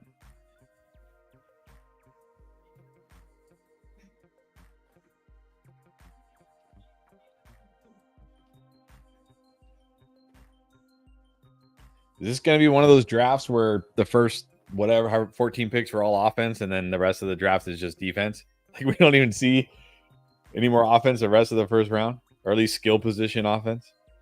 I think it's a fair question. There is no guarantee that a receiver gets taken. I mean, almost certainly not another quarterback or a tight end. Or a running back. We're not seeing a running. Like Jerry Jones isn't going to get crazy here and do running back, is he? That's the wild card. It's always Gary. We'll see. Okay, Jags will probably make a nice boring pick at defense too. And then we get Cowboys. That one will be fun just because we could see anything. We could see Mitchell, A.D. Mitchell. We could see Brian Thomas. We could see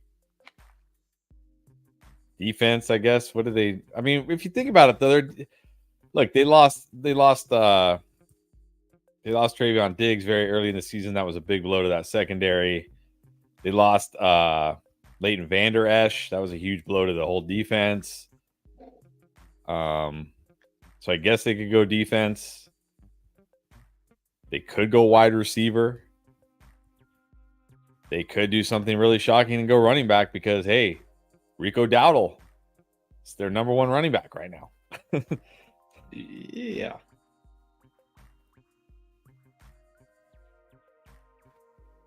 But it's the thing, though. You got to wonder with the Cowboys in that defense, no more Dan Quinn.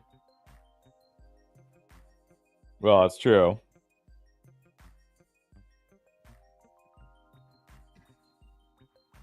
But I feel like when healthy, that you got to feel pretty good about that defense.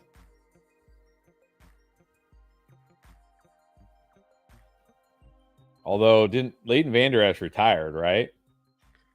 Yeah. Yes, I think he did. But you're not taking a linebacker here, I don't think. Yeah, this would be the shocker. But yeah, pretty sure that's not going to happen. Although we never know. So I think Cowboys were either going to see take a kicker. They have the best kicker in the league. What are you talking about? Yeah.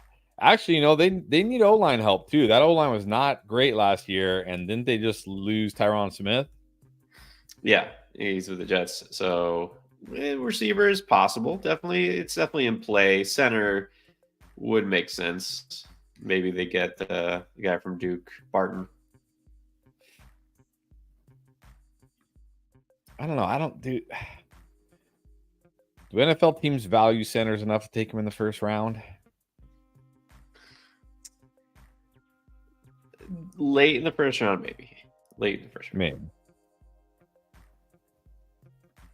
All right. Let's see. Says the pick is in, so that means probably about 5 more minutes. Exactly. Okay, I'll be. I mean, that probably shows you right there that. Sorry, I'll be right back. Yeah, but the fact that the pick is in already probably shows you the Jags got their guy. So trading back to the 17 is still getting your guy. Always nice. We'll see who their guy is. Is it going to be wide receiver or is it going to be corner?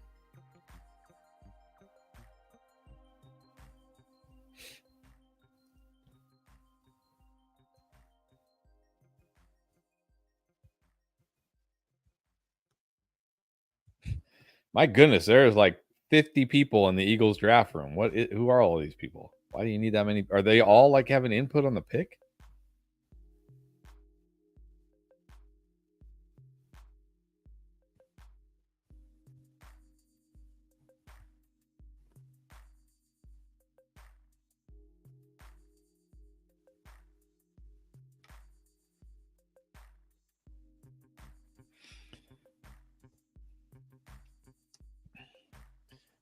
Let's get some questions out.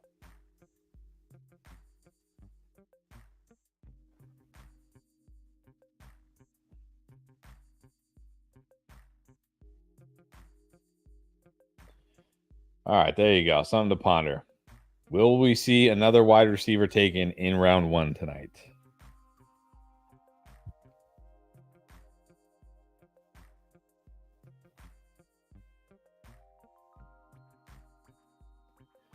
So Young Money's saying, got into an argument with a coworker today. Would you consider Kyle Pitts a bust thus far? Considering I think you have to consider him a bust so far.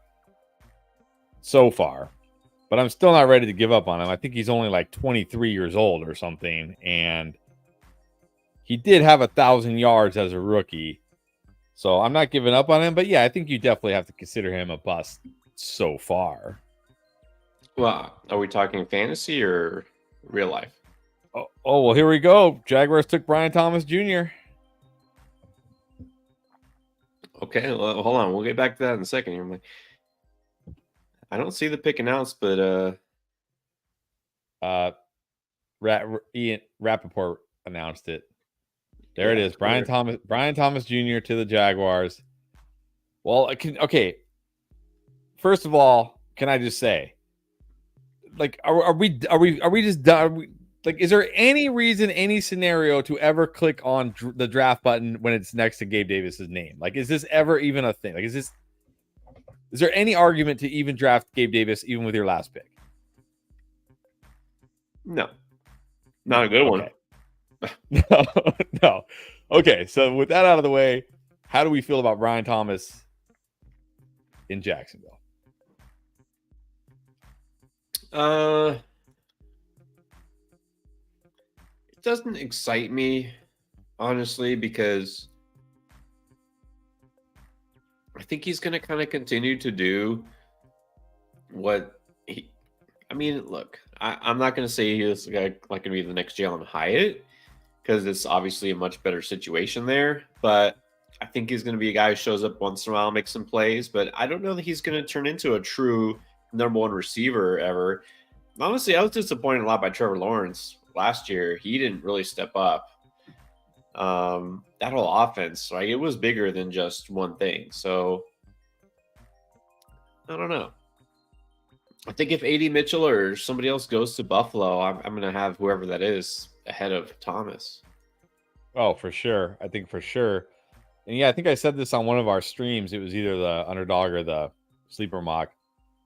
I said if Brian Thomas goes to the Jaguars, they're probably just going to put him in that Calvin Ridley role, which was, out on the outside getting pressed to death. And look, Brian Thomas was good against press, so I will give him that. He was good against press in college, but he's probably just going to kind of be like Calvin Ridley, right? He's going to be like better. Brian Thomas for me is going to be better in best ball. Like, yeah, because he'll have some spike games like we saw with Calvin Ridley last year, but he's probably not going to be a guy I'm going to commit too heavily to in redraft leagues. But I think in like best ball, be fine. Dynasty still got to, I think, feel okay. Obviously, it comes down to, do we ever get the Trevor Lawrence we thought we were going to get, or is this just a Trevor Lawrence we get from now? Like, just a guy who shows glimpses of greatness, but is mostly just kind of frustrating. I think at this point we know what he is. Yeah, and I worry partly with Brian Thomas. I mean, he's got the,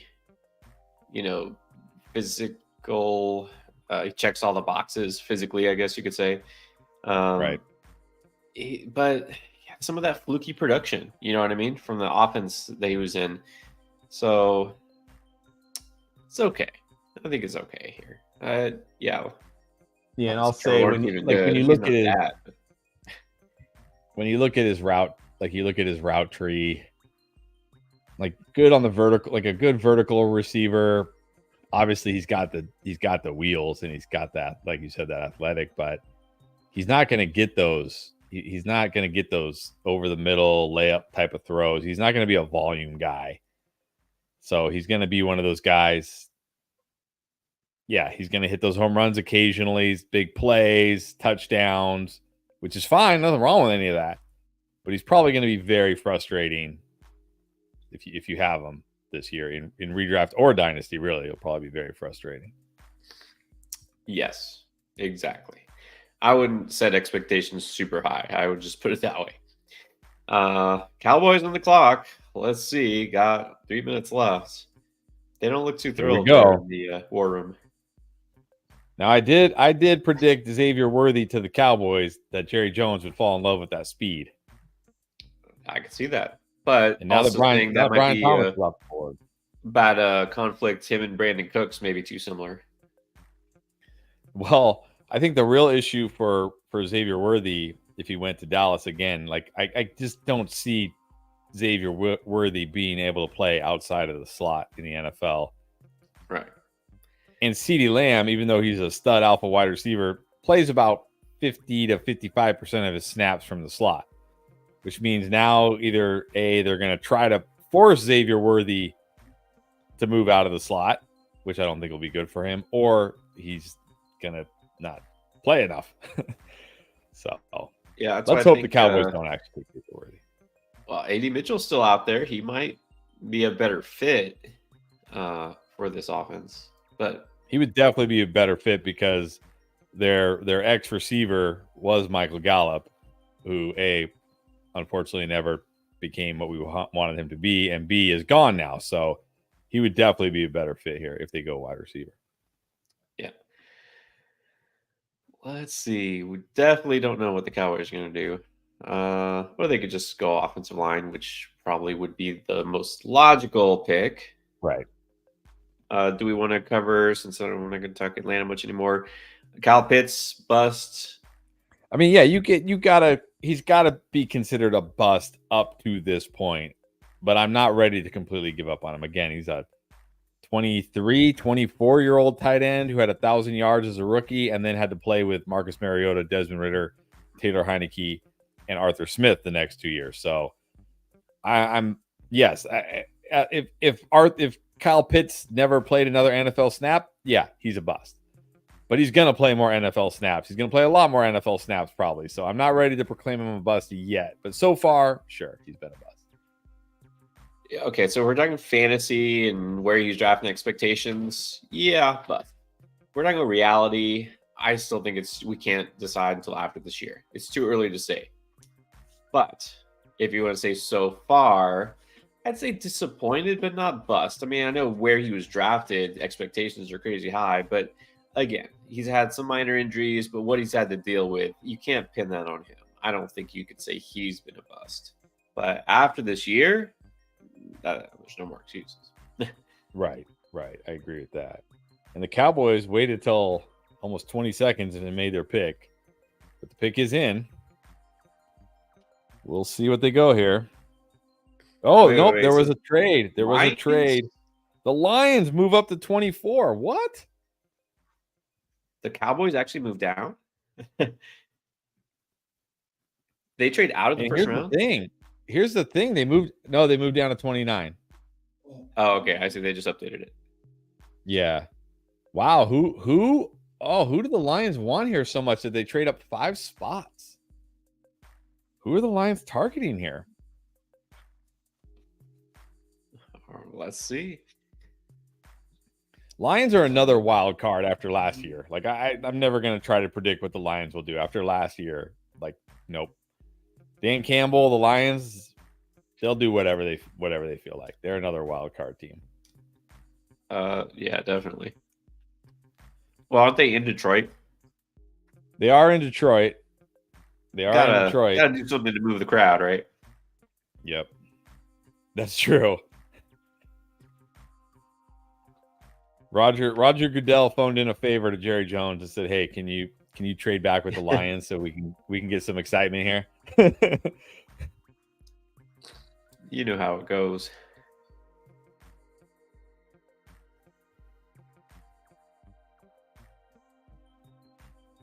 Lions going tight end.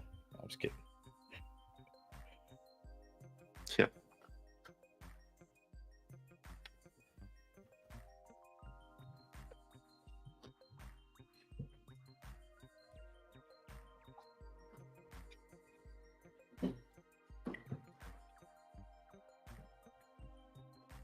Probably the secondary. Yeah, I mean, it's probably not going to be anything exciting.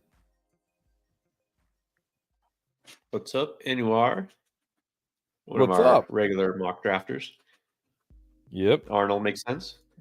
Kool-Aid could make sense. Actually, Kool-Aid makes a lot of sense.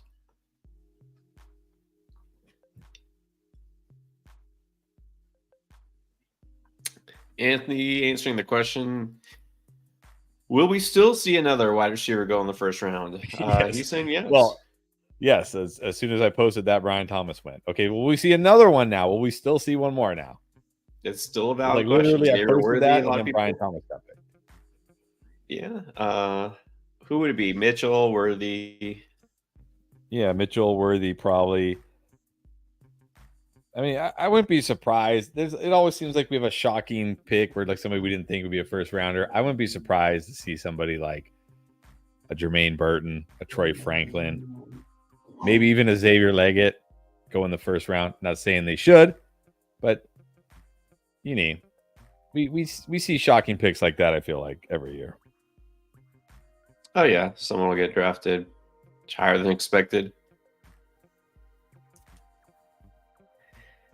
All right. Are they say the pick is in, but oh, here we go.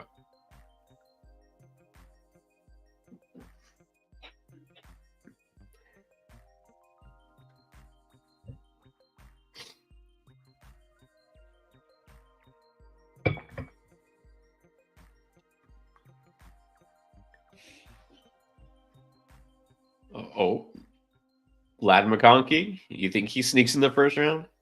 I don't. I mean, again, you never know. I think the fans and the community is much higher on Lad McConkey than the NFL, but I could be wrong on that. I agree.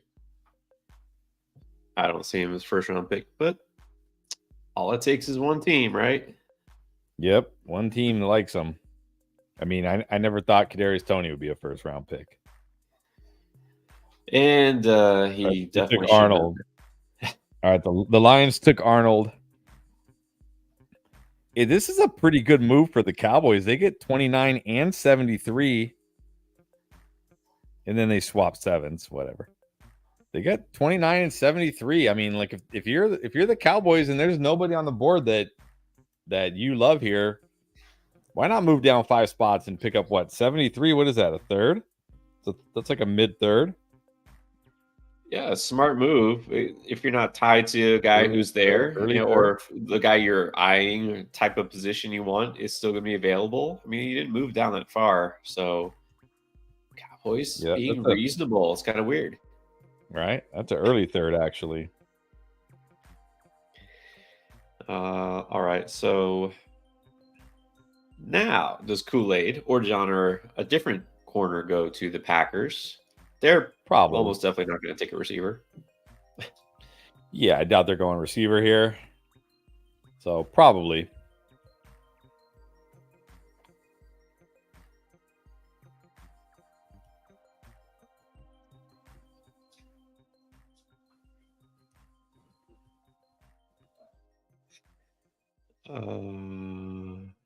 Panthers. Supposedly the Panthers. As you saw Leggett. He was saying, "Oh, Panthers say they're going to take me," and then the Canals had to come out and say, "Like, yeah, we said that to a lot of guys." Yeah, he's like, I think the question we actually asked was, "If we take you at pick 33." Yeah.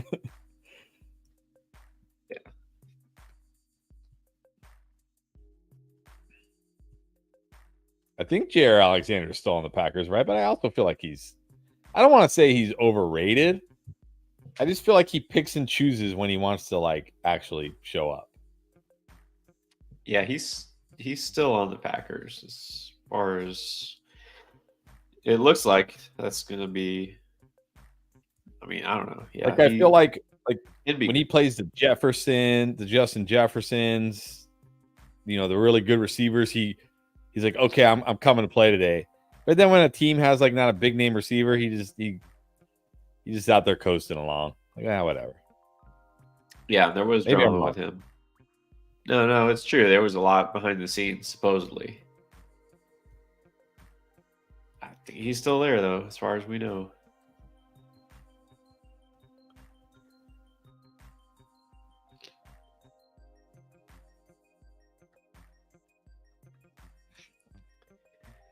So we got now the Packers, then Tampa Bay, then Arizona. Yeah, I don't think we see anything. I think the next team that could, but probably won't go wide receiver is the Cardinals. And then the Bills will be the next team where it's like, okay, we could see wide receiver here.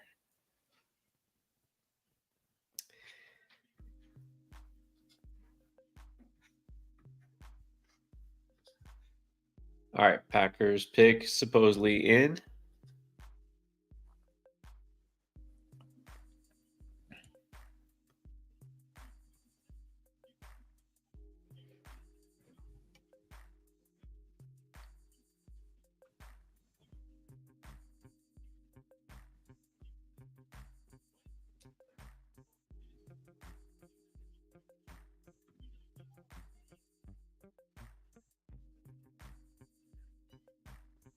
Ravens. What are we saying, Ravens? Something happened?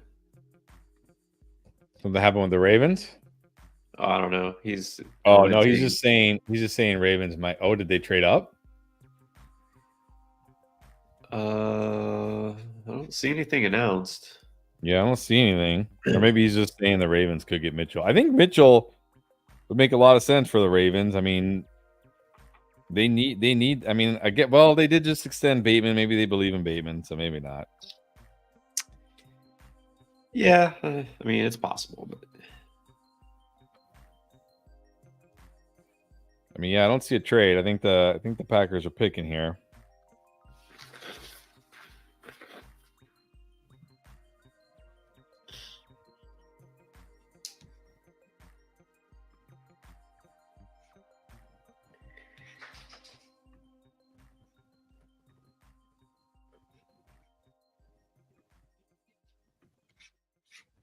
okay. And I still haven't seen any update.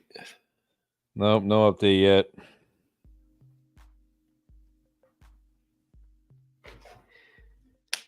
Mel Kiper has Xavier Worthy as the number 2 best available. Yeah, I don't really trust Mel Kiper. I'll give Mel Kiper credit though. That guy has turned whatever it is he does into a lucrative career that you really only have to do. You really only have to do it like 2 months and you're done. Yeah, I mean, I would hope he spends a lot of time watching college football and spending some time in the summer scouting and all that. But yeah, I know what you're saying. Like the actual, other than watching football, like, does that really work? But I mean, how accurate is Mel Kiper really? Oh no, he was like the first to do it, right? He was the first to really put out there and be the draft like expert. Yes. So, hey, props to him for getting that gig. For sure.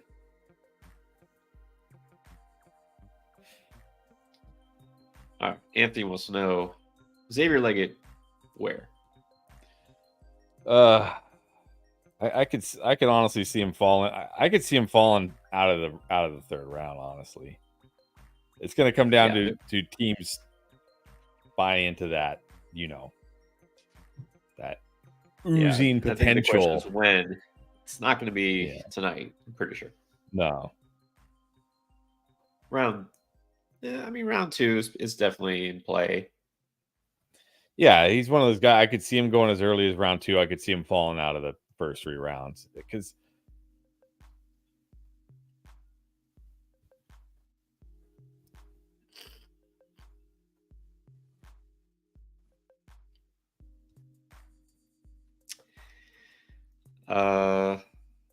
update the Panthers or the Packers. The pick is still in.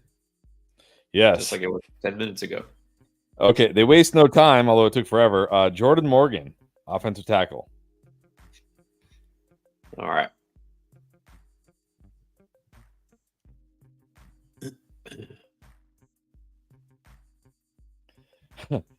Honestly, okay, so Anthony's saying Leggett to the Chiefs. I would love Leggett on the Chiefs. It would make me so much higher on Hollywood Brown than I already am.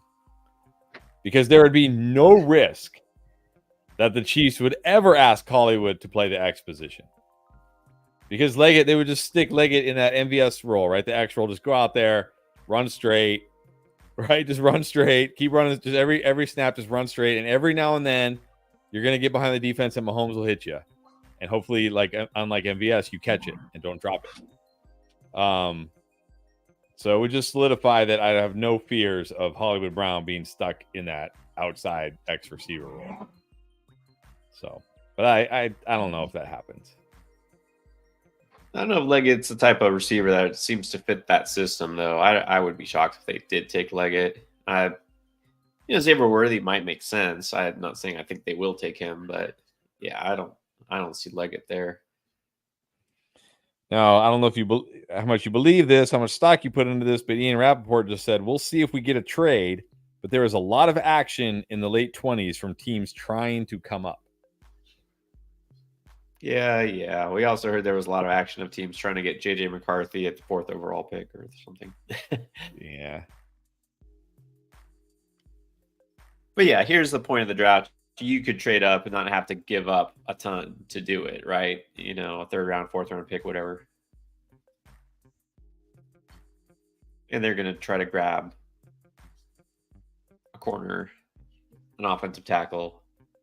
All right, Bucks on the clock. I feel like they really need secondary. That secondary was pretty weak last year.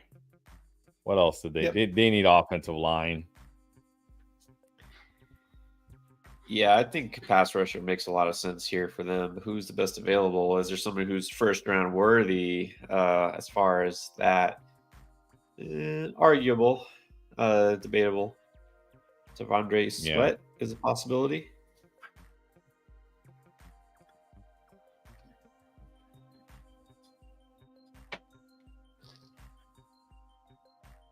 All right, pick is in for the Buccaneers. They did not take long. We'll see how long it takes Commissioner Goodell to actually read the pick.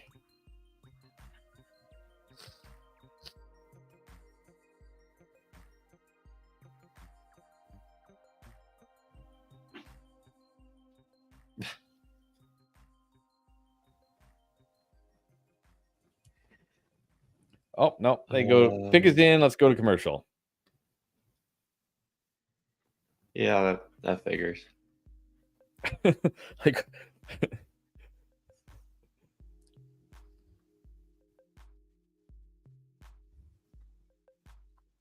okay. So Anwar asking, are the Bills really sold on going wide receiver with their round? I don't think so. Like, I don't think they're like for sure going wide receiver with the round one pick. Oh yeah, well, there's nothing that says that they're tied to that, or we all are projecting that, putting it on them because we're like, hey, you need a receiver now, and sure, they could use one. That doesn't mean that they think that way, right? And again, a team could very well say, yeah, we need a receiver in the draft, but in round 2 or 3, it doesn't mean they have to spend their first pick on it. So, I don't think they have to. I mean, it would have to be the right player at the right value. Teams aren't going to go out of their way to fill a positional need with their first pick. Right.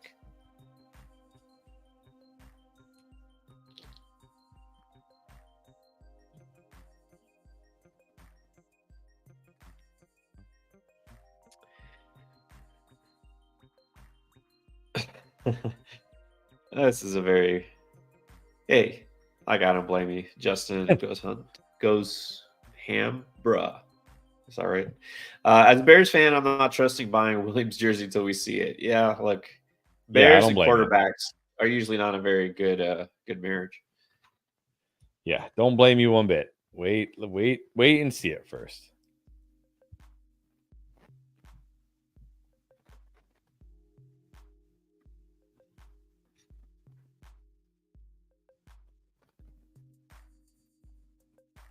So we got Tampa, and then Cardinals get another pick.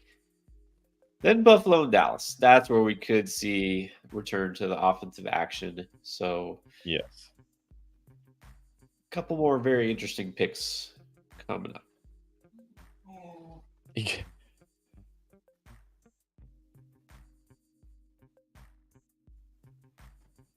He said he got himself a $20 Fields jersey. Well, hey, at least it didn't cost you much.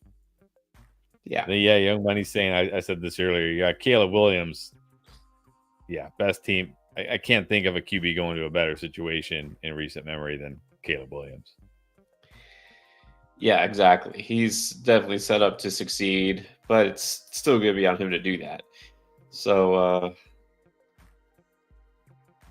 I'll say this. I'm not a big jersey guy in general, but that's why my policy on that is if you're going to buy a jersey for your team, just go retro, go old school, get one from a guy who's already in the Hall of Fame, not the guy who they just drafted that could wind up being a bust or traded or whatever. So that's now I do have a Tua jersey, and so far no regrets there, but that's about it. Dan Marino too, of course. Yeah, but he's already in the Hall of Fame, so you don't have to worry about it. Exactly. That's what I'm saying. Yeah, it's like honestly, okay, right now, I said, Chris, I'll cover it.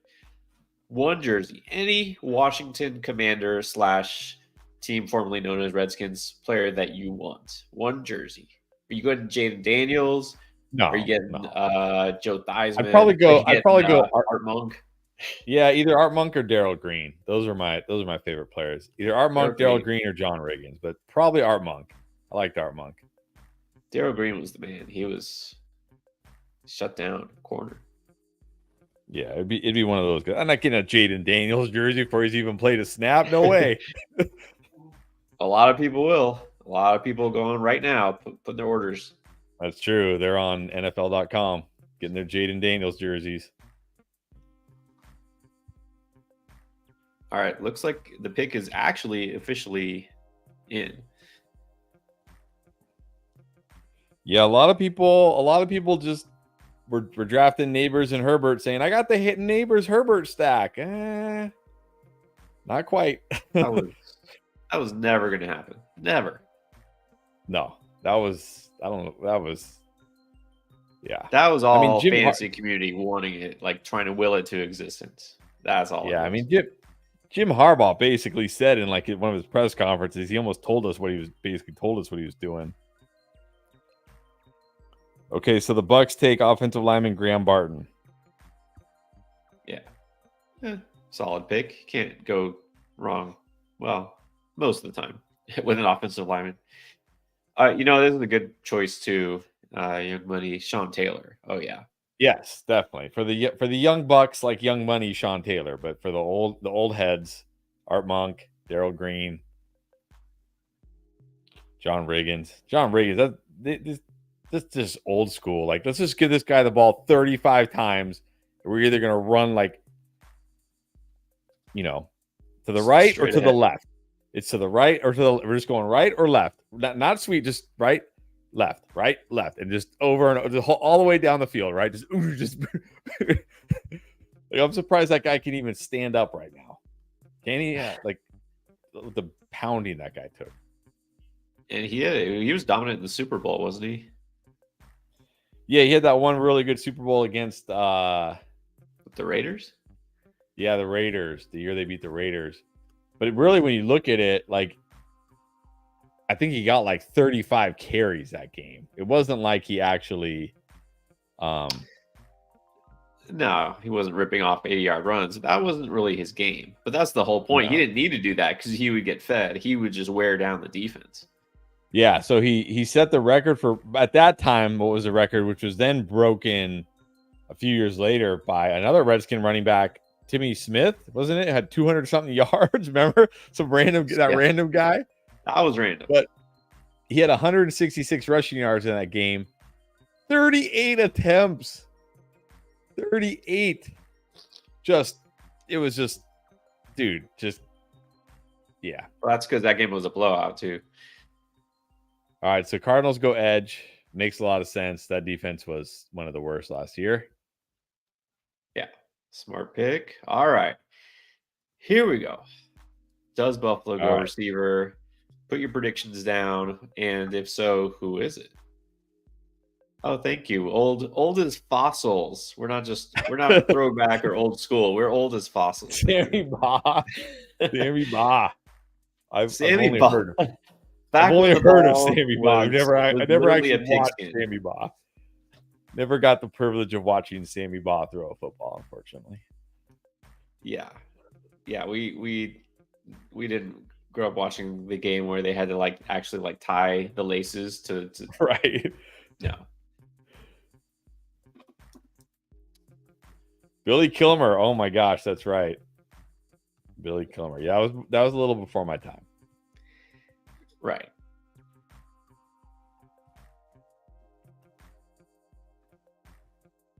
All right, Bills. Ooh, only 3 minutes left on the clock. Okay.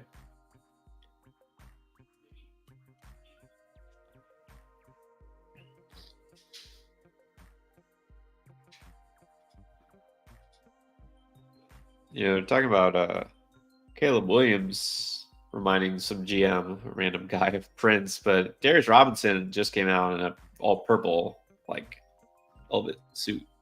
It's actually kind of slick. Yeah, these guys, it's not like it was back in the day. These guys come out dressed to the nines now. Yep. Okay. I'm guessing this is a dynasty question. I don't know, Billy. Let's just throw this out there for debate.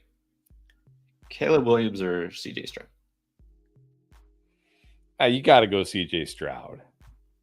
We've already seen CJ Stroud be great in the NFL. He's got weapons. He's in a good situation. Could Caleb Williams be better than CJ Stroud? Sure, but just give me the guy who's already great.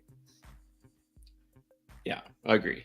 I'll take the known commodity. And sure, Caleb Williams could be, but really his ceiling as a rookie, is his ceiling as a rookie really that much higher than CJ Stroud?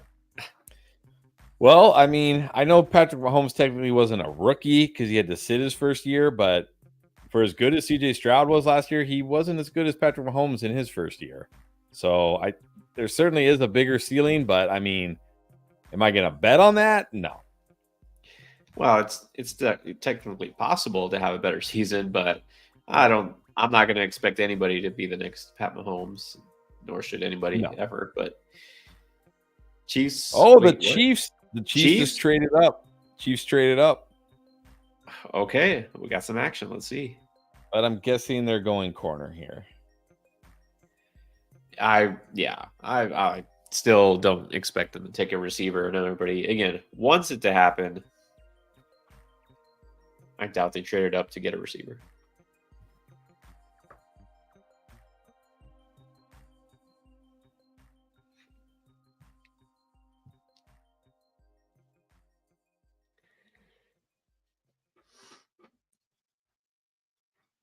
All right, Chiefs pick is not in. They're on the clock and commercial. All right, then. So Chiefs get. So here we go. Chiefs get 28, 133, and 248. The Bills get 32, 95, and 221. All right. I mean, there's got to be a specific player they were eyeing. Who do we think it is? I think it's probably one of the. I think it's got to. I mean, corner just makes too much sense, right? I mean, how many corners have we seen drafted? Two so far. Yeah, Kool-Aid is still out there, if I'm correct. Dejon and Wiggins. Yeah, you just trade a L'Jarius Sneed to the Titans. Yeah, that's a hole they gotta fill. Go get your next L'Jarius Sneed. All right, let's see. A couple minutes though.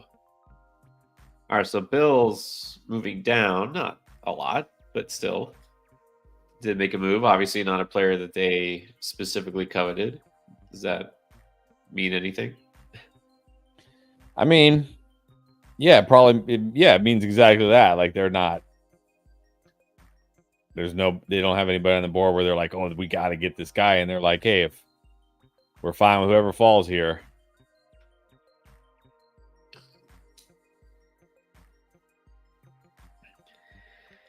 Yeah, I don't. I mean, if I had to guess right now, I would say I don't know that a team is going to take a receiver these last few picks. These teams don't need that. All right, pick is in.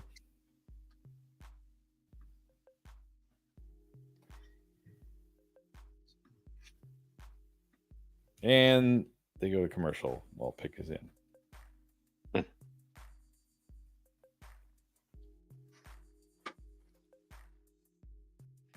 Yeah, so the pick. So, yeah, like you said, KC gets this pick, 133, 248.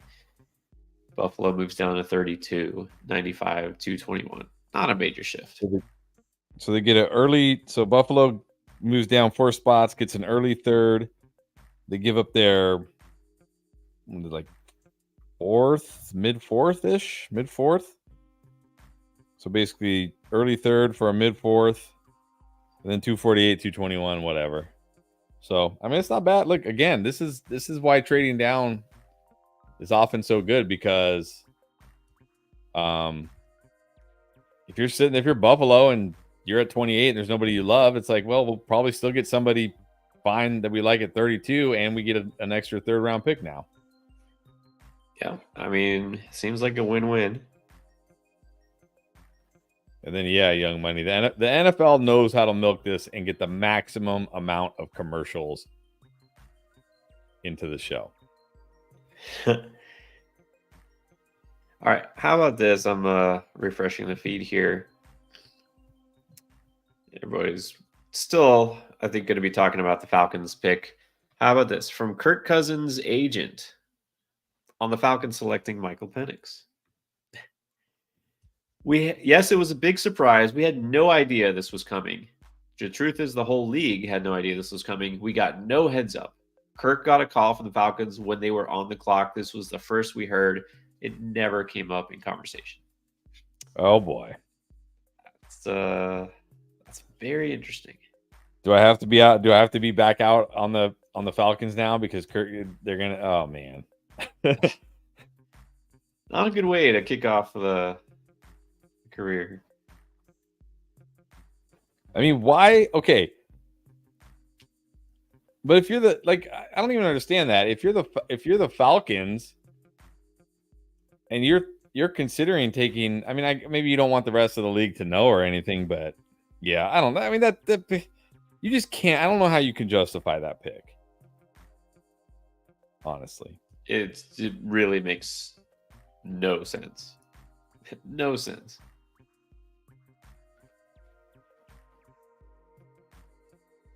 Unless there's a trade coming. I know, but man,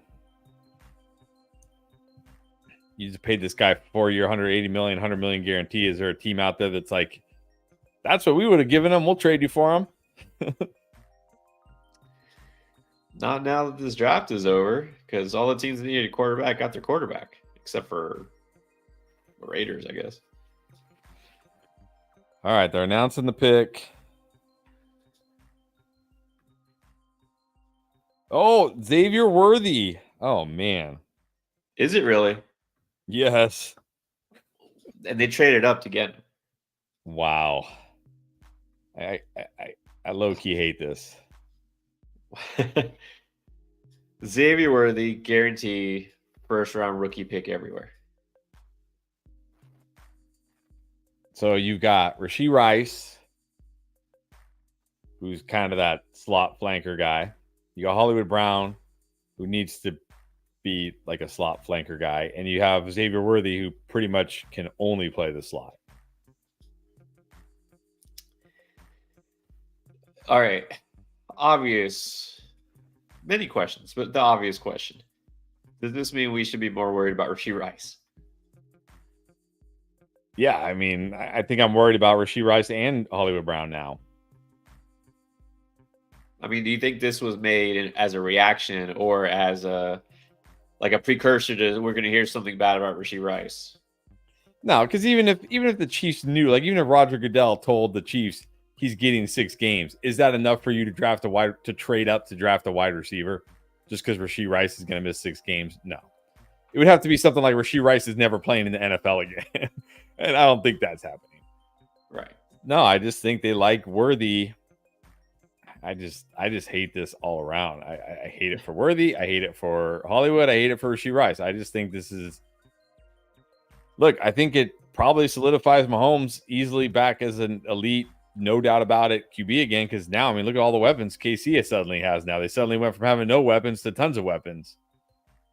Yeah. Well, okay. Here comes the next question. Does this mean that we should be worried about Travis Kelce? I mean, is this like, hey, we need to start thinking about life after him because maybe they saw, the sign of losing his step or whatever. Maybe the motivation. Maybe he's going to run off and elope with Taylor. I mean, yeah. I mean, they've got a plan for the life without Kelce because he's not going to play forever. But I think we saw last year their way of dealing with that. It's limit him in the regular season. Limit his snaps and save him for the playoffs. So I don't know. I just feel that they obviously liked Worthy. They traded up to get him. They obviously like him. I don't think it has anything to do with Kelsey. I don't think it has anything to do with Rice. I just think they probably liked Worthy. They went up to get him. But man, this really kills my Hollywood vibe because, again, like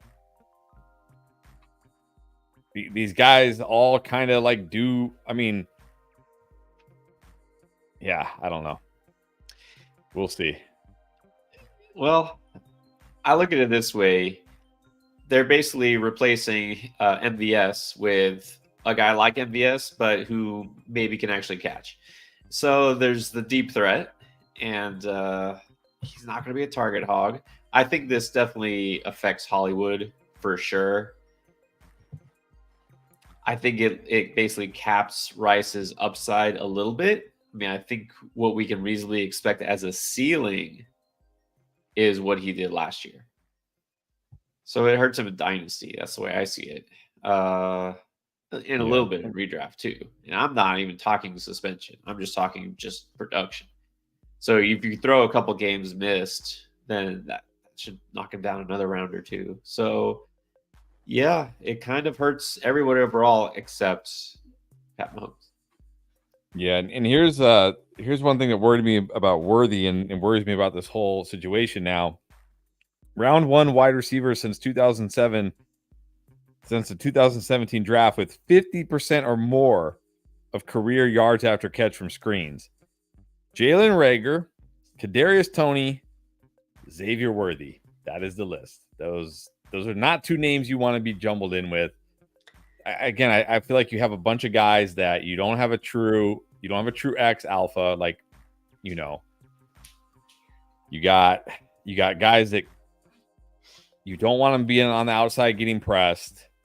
You can't play all of them in the slot. You can't, you know what I mean? Like, I don't know. This is what I'm gonna have to definitely think about. But instant reaction is I do not like this. I do not like this for anybody. Actually, that's funny you say that. What he really is actually is probably more the Kadarius Toney replacement. He's like what they thought they might get with Toney, but again, somebody who can actually catch. All right, Cowboys take offensive tackle Tyler Guyton. That was definitely a need. Oh man, this is what I'm gonna have to really think about. I don't want to like instant react to this, but the gut feel is not good. The gut feel is not good because Worthy has to be in the slot. I mean, sure, you can put him like you can line him up off the line of scrimmage and he'll probably be okay. But he's gonna have to play a ton in the slot. Like probably like 70% of the time in the slot. And that means now Rice, who you don't want him on the outside getting pressed to death, or Hollywood, you don't want him on the outside getting pressed to death. Those guys are going to have to, one of them's going to have to do it. Now they'll probably move them around the formation, like sometimes it'll be Rice, sometimes it'll be Hollywood, but the hope here was that the Chiefs would take a true X type receiver. And then it's like, okay, Rice and Hollywood can mix and match between the slot and, an outside off the line wide receiver. Yeah. A guy like Mitchell might have made more sense, but clearly this is the type of receiver they wanted. I mean, they targeted him specifically because they traded up to get him. And seems to be the type of player they're trying to put in that offense, like I said, with Toney type thing. So, but Young Money brings up a good point. Yes. This is the team that drafted Clyde Edwards-Helaire in the first round and McCole Hardman. I'm not. Andy Reid is an offensive genius, no doubt about it. One of the greatest head coaches, one of the greatest coaches in NFL history. But the Chiefs' track record drafting offensive players has not been tremendous. And I know somebody's going to say Travis Kelce, who ended up being way better than anybody ever expected. He was like Jason Kelce even told the story where he like told the Chiefs, like, oh, just draft Travis Kelce or whatever. Like, and Tyreek Hill only became a Chief because no team wanted to touch him because of what he did in college. And the Chiefs finally in like round 5 were like, okay, fine, we'll risk it with him. We'll do it. We don't care. We'll do it. So the track record on offensive skill position players is not good. They drafted Sky Moore over. I mean, how many wide receivers went after Sky Moore that were actually good? Don't forget Sky Moore. I mean, their track record is not good here. The question really is more: did the Chiefs and Andy Reid make Tyreek Hill and Travis Kelce into great players, as opposed to them being great prospects that they happen to find like diamonds in the rough? I mean, there's plenty of guys they didn't develop, but I think you could probably make that case for Travis Kelce. Yeah, like, I mean, Tyreek Hill had.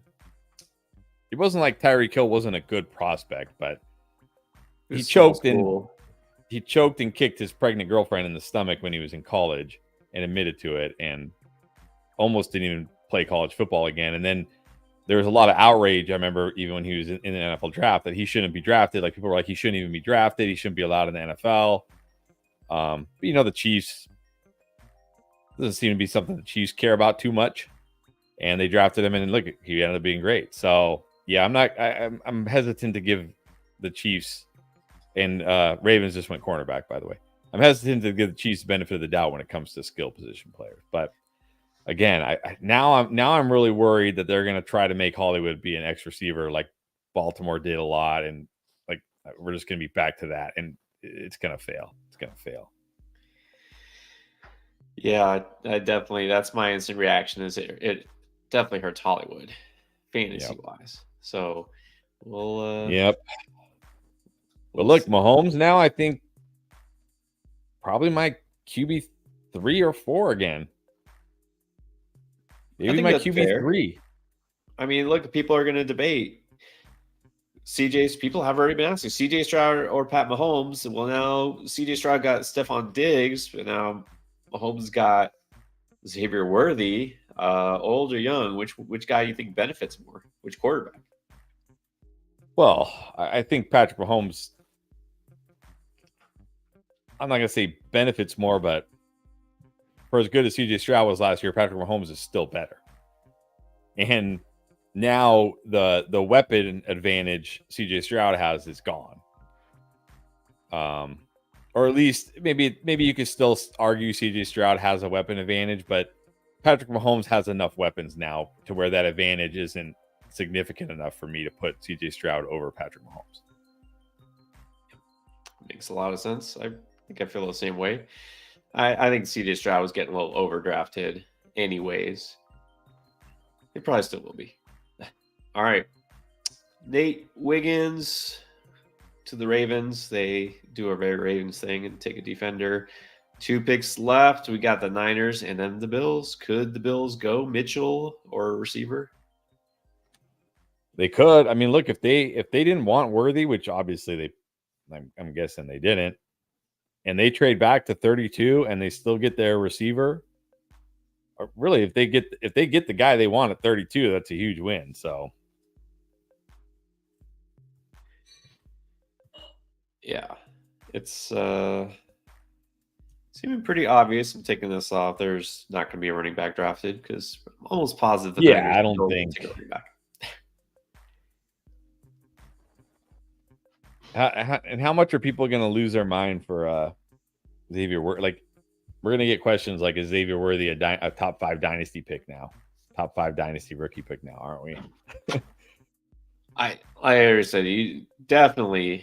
There won't be a rookie draft where he isn't taken in the first round. Guaranteed. Oh, he's going. Yeah, for sure.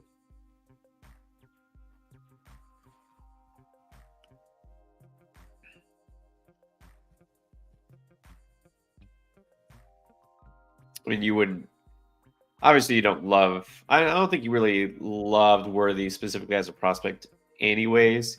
And so I know you wouldn't, but some people will ask. Malik Nabers went to a really bad spot. Xavier Worthy's with the Chiefs. Are we putting Worthy up as a top 3 receiver? Or a dude say, he's great, but he's going to be the number 3 guy on the Bears. Like, do we put Xavier Worthy as a top 3 receiver? I'm not. I don't even think I'm putting him over Brian Thomas, to be honest. I mean, he's 6'1", 164. Again, he's just going to be a slot wide receiver. He was in the 44th percentile against man coverage, the 59th percentile against zone, which is terrible for a slot receiver, by the way. You at least want to be able to dominate zone. 28th against press. Yes, he's got the speed. Yes, he's going to hit some home runs. He's going to have some, 50-yard touchdowns, 60-yard touchdowns because he's on the Chiefs. But then he's going to have many games where he gets like 2 targets, 3 targets. Yeah, that's the thing that makes both Worthy and Brian Thomas to me risky. Less so for Thomas, but typically what you want to do is invest in, per projected volume, the guy who's going to get a lot of targets. And there's just no way Worthy can have a huge target share in that offense, the way they spread the ball around, and he'll be number 3 receiver, number 4 target at best. Yeah. All right, so what do the Niners need? Coach that knows the overtime rules. That would help. Well, they might need a wide receiver, but I doubt it. Yeah. If they go wide receiver, then everybody will lose their minds because the Ayuk trade would be just like inevitable, even though it's not. Yeah, I think if they go wide receiver, like it's like, okay, they're obviously trading Ayuk, but I don't think that's going to be the case.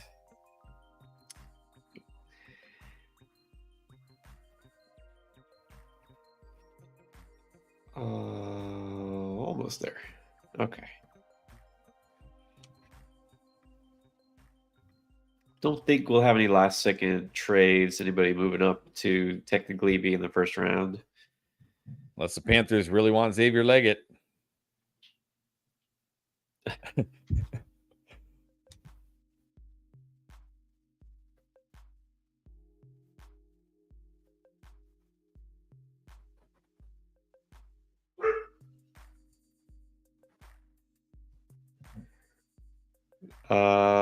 Don't know if this is true, but the non-official accounts are saying Cooper DeJean, DB. That would definitely make sense. Yeah. I mean, it's good. You're getting great value on him here.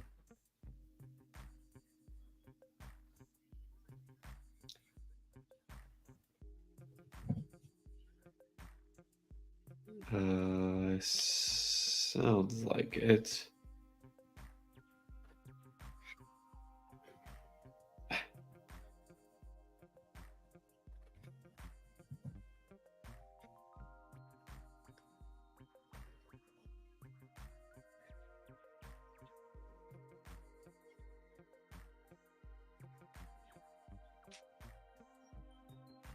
Nope. Rick. Oh my gosh, Ricky Pearsall.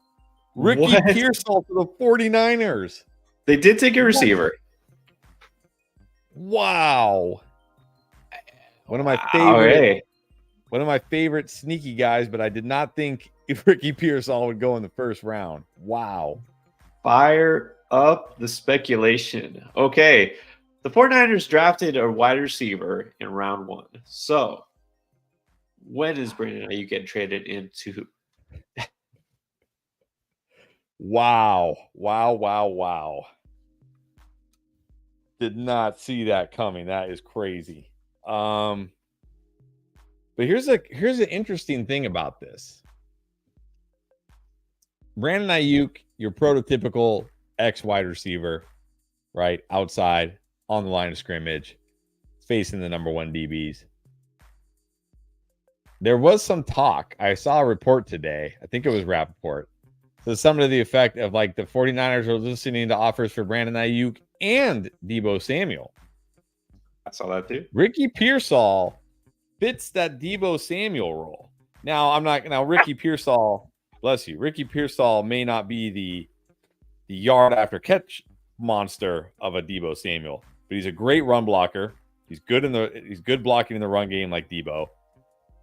He's more of that flanker kind of guy that, you line him up all over the field. Maybe we see a Deebo trade. It's definitely possible. And Ricky Pearsall to San Fran. With that 31st, right? All right, I'm putting it up there as potentially the most shocking pick of the first round.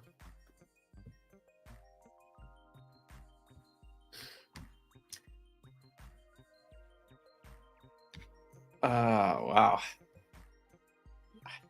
Did you see Pearsall as potentially a first-round pick? I mean, A.D. Mitchell is still out there. Some people said maybe McConkey, Leggett.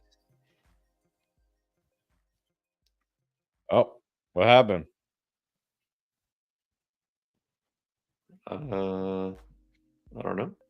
I got kicked. I got kicked off somehow. All right, I got kicked off. Should be pulling up. There we go. All right. Sorry about that. Technology. So now all the speculation begins with the 49ers and their wide receivers, right? And the Bills will not take a first-round wide receiver because they traded again. They are out of the first round. Do the Panthers, moving up exactly one spot, take a wide receiver here? Maybe it's Xavier Leggett time. Maybe they get Mitchell. Why would the Panthers do this? Why would you move up one spot? Are they worried that the Bills are going Xavier Leggett? I mean, I would think it would have to be a receiver because isn't that a common need for both teams? And isn't this what they would, be doing this for? It would only be a player that they thought Buffalo wanted. I think it's Mitchell. Yeah. This would kill. Who else would kill my Mitchell vibe? Unless we really McConkey. believe Bryce Young can. Yeah. Troy Franklin? No. Probably not Franklin. I like Troy Franklin, but I don't think teams like him that much.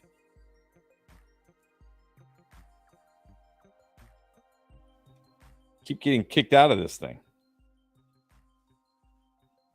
Which thing? I can see the I still see the ESPN, the board. I keep seeing things spinning. But anyways, I mean, I didn't think we would see Ricky Pearsall in the first round. No way. So who knows? Who knows what the Panthers are doing here? What's up, Keith? The Weather Beast dropping in. He's saying Leggett. Wow. The Panthers trading up one spot just to get Leggett because they're worried that the Bills are going to take him it's a Panther move. Yeah, it is.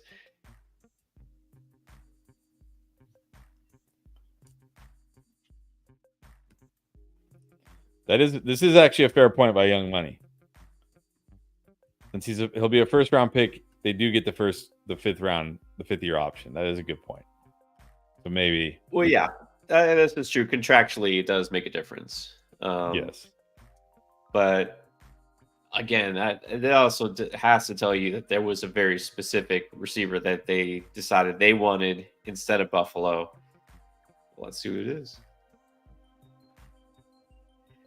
Yeah, no kidding. Let the mocks begin. Let the dynasty rookie drafts begin.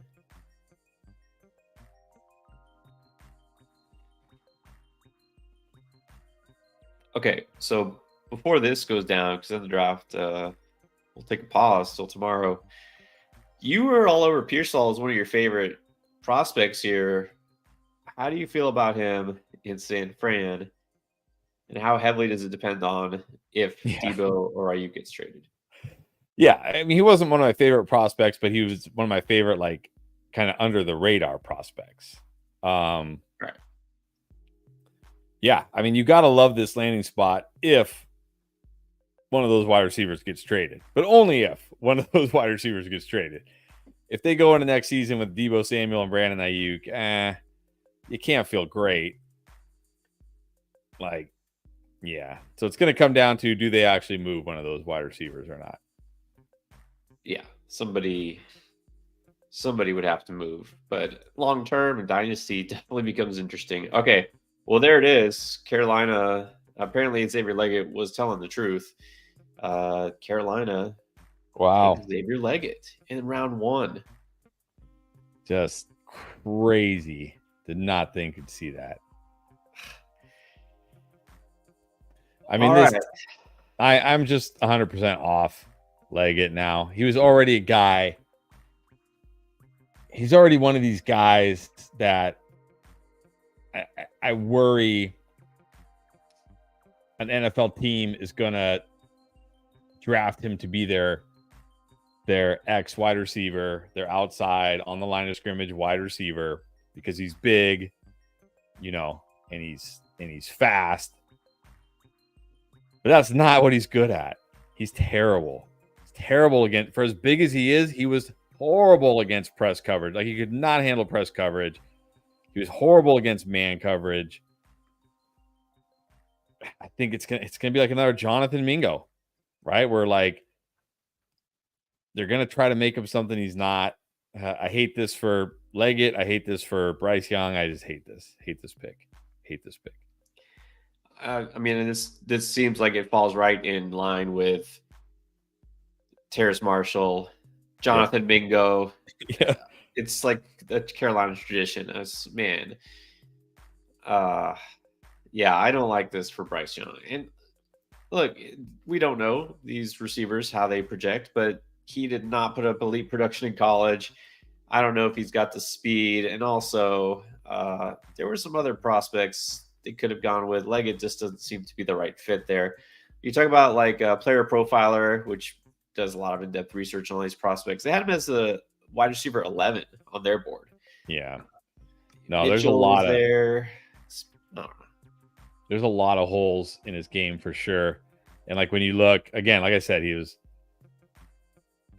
in the 19th percentile against man coverage. By the way, 100 is the best. 0 is the worst. He was in the 19th percentile against man, the 19th percentile against press. This guy is 6'3", 227, and he was in the 19th percentile against press coverage. And he was only in the 62nd press percentile against zone. And you look at his route tree, below average in all the vertical routes, even though he's 6'3", 227 and ran a 4.39, below average in all the vertical routes. I mean, okay, he's good at the dig. That's it. The dig, he's not good at curls, not good at comebacks. Digs and slants. That's it. Digs and slants. And now he's playing with Bryce Young in Carolina, and they're gonna put him in that outside role on the line of scrimmage, and I think he's gonna fail, unfortunately. Several picks did not go the way that I wanted it to go. That happens every year, but here's the question now, since round one is over. Before we move on to tomorrow, so which is officially the most shocking pick? Best, worst, I think we'll need a little time to really figure that out. But I think as far as surprises, it was either number one front runner might be the Falcons taking a quarterback at pick 8, Michael Penix. Brock Bowers going to the Raiders. I'm pretty sure nobody saw that coming. Or San Fran taking a receiver in round 1 before having traded, or possibly without having traded any receiver on their team. So most shocking. Let us know what you think. Yeah, let us know what you think.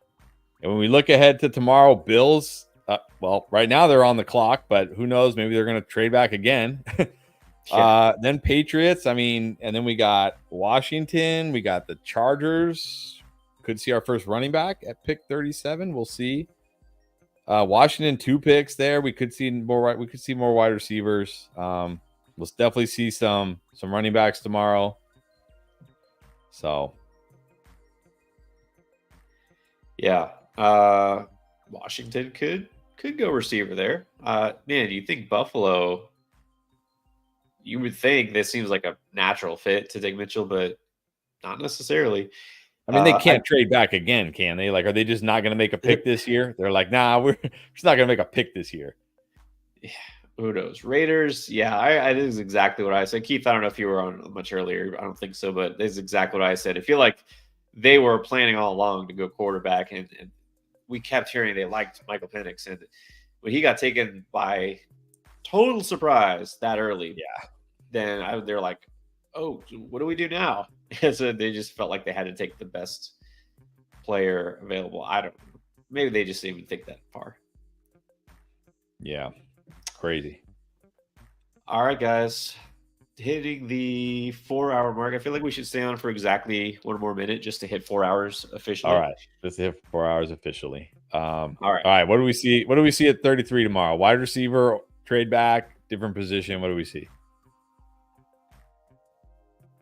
I mean, wide receiver makes too much sense. I don't feel like they think that they need a receiver because they could have already Obviously just not. taken care of that. So Right. what else does Buffalo need? Maybe they're going to go. Well, they do need to DB. fix that. They do need to re-strengthen that defense. Yeah, I mean, look, they're looking ahead. What are they looking for? How do we beat the Chiefs? Try to stop their new receiver, Xavier Worthy. Maybe get some DB. Maybe we see a Brandon Ayuk or a Deebo Samuel trade tomorrow. That would make a lot of sense, but we'll see. All right, guys. Well, we will be back tomorrow. That's the point. Tomorrow night. So we'll see you there. Join us again. There's going to be probably even more picks. It's going to go faster, which is nice. Yes, goes faster, which is nice. And I'm sure there'll be plenty more surprises. All right. Have a good rest of your evening, and we'll see you for round 2, 3.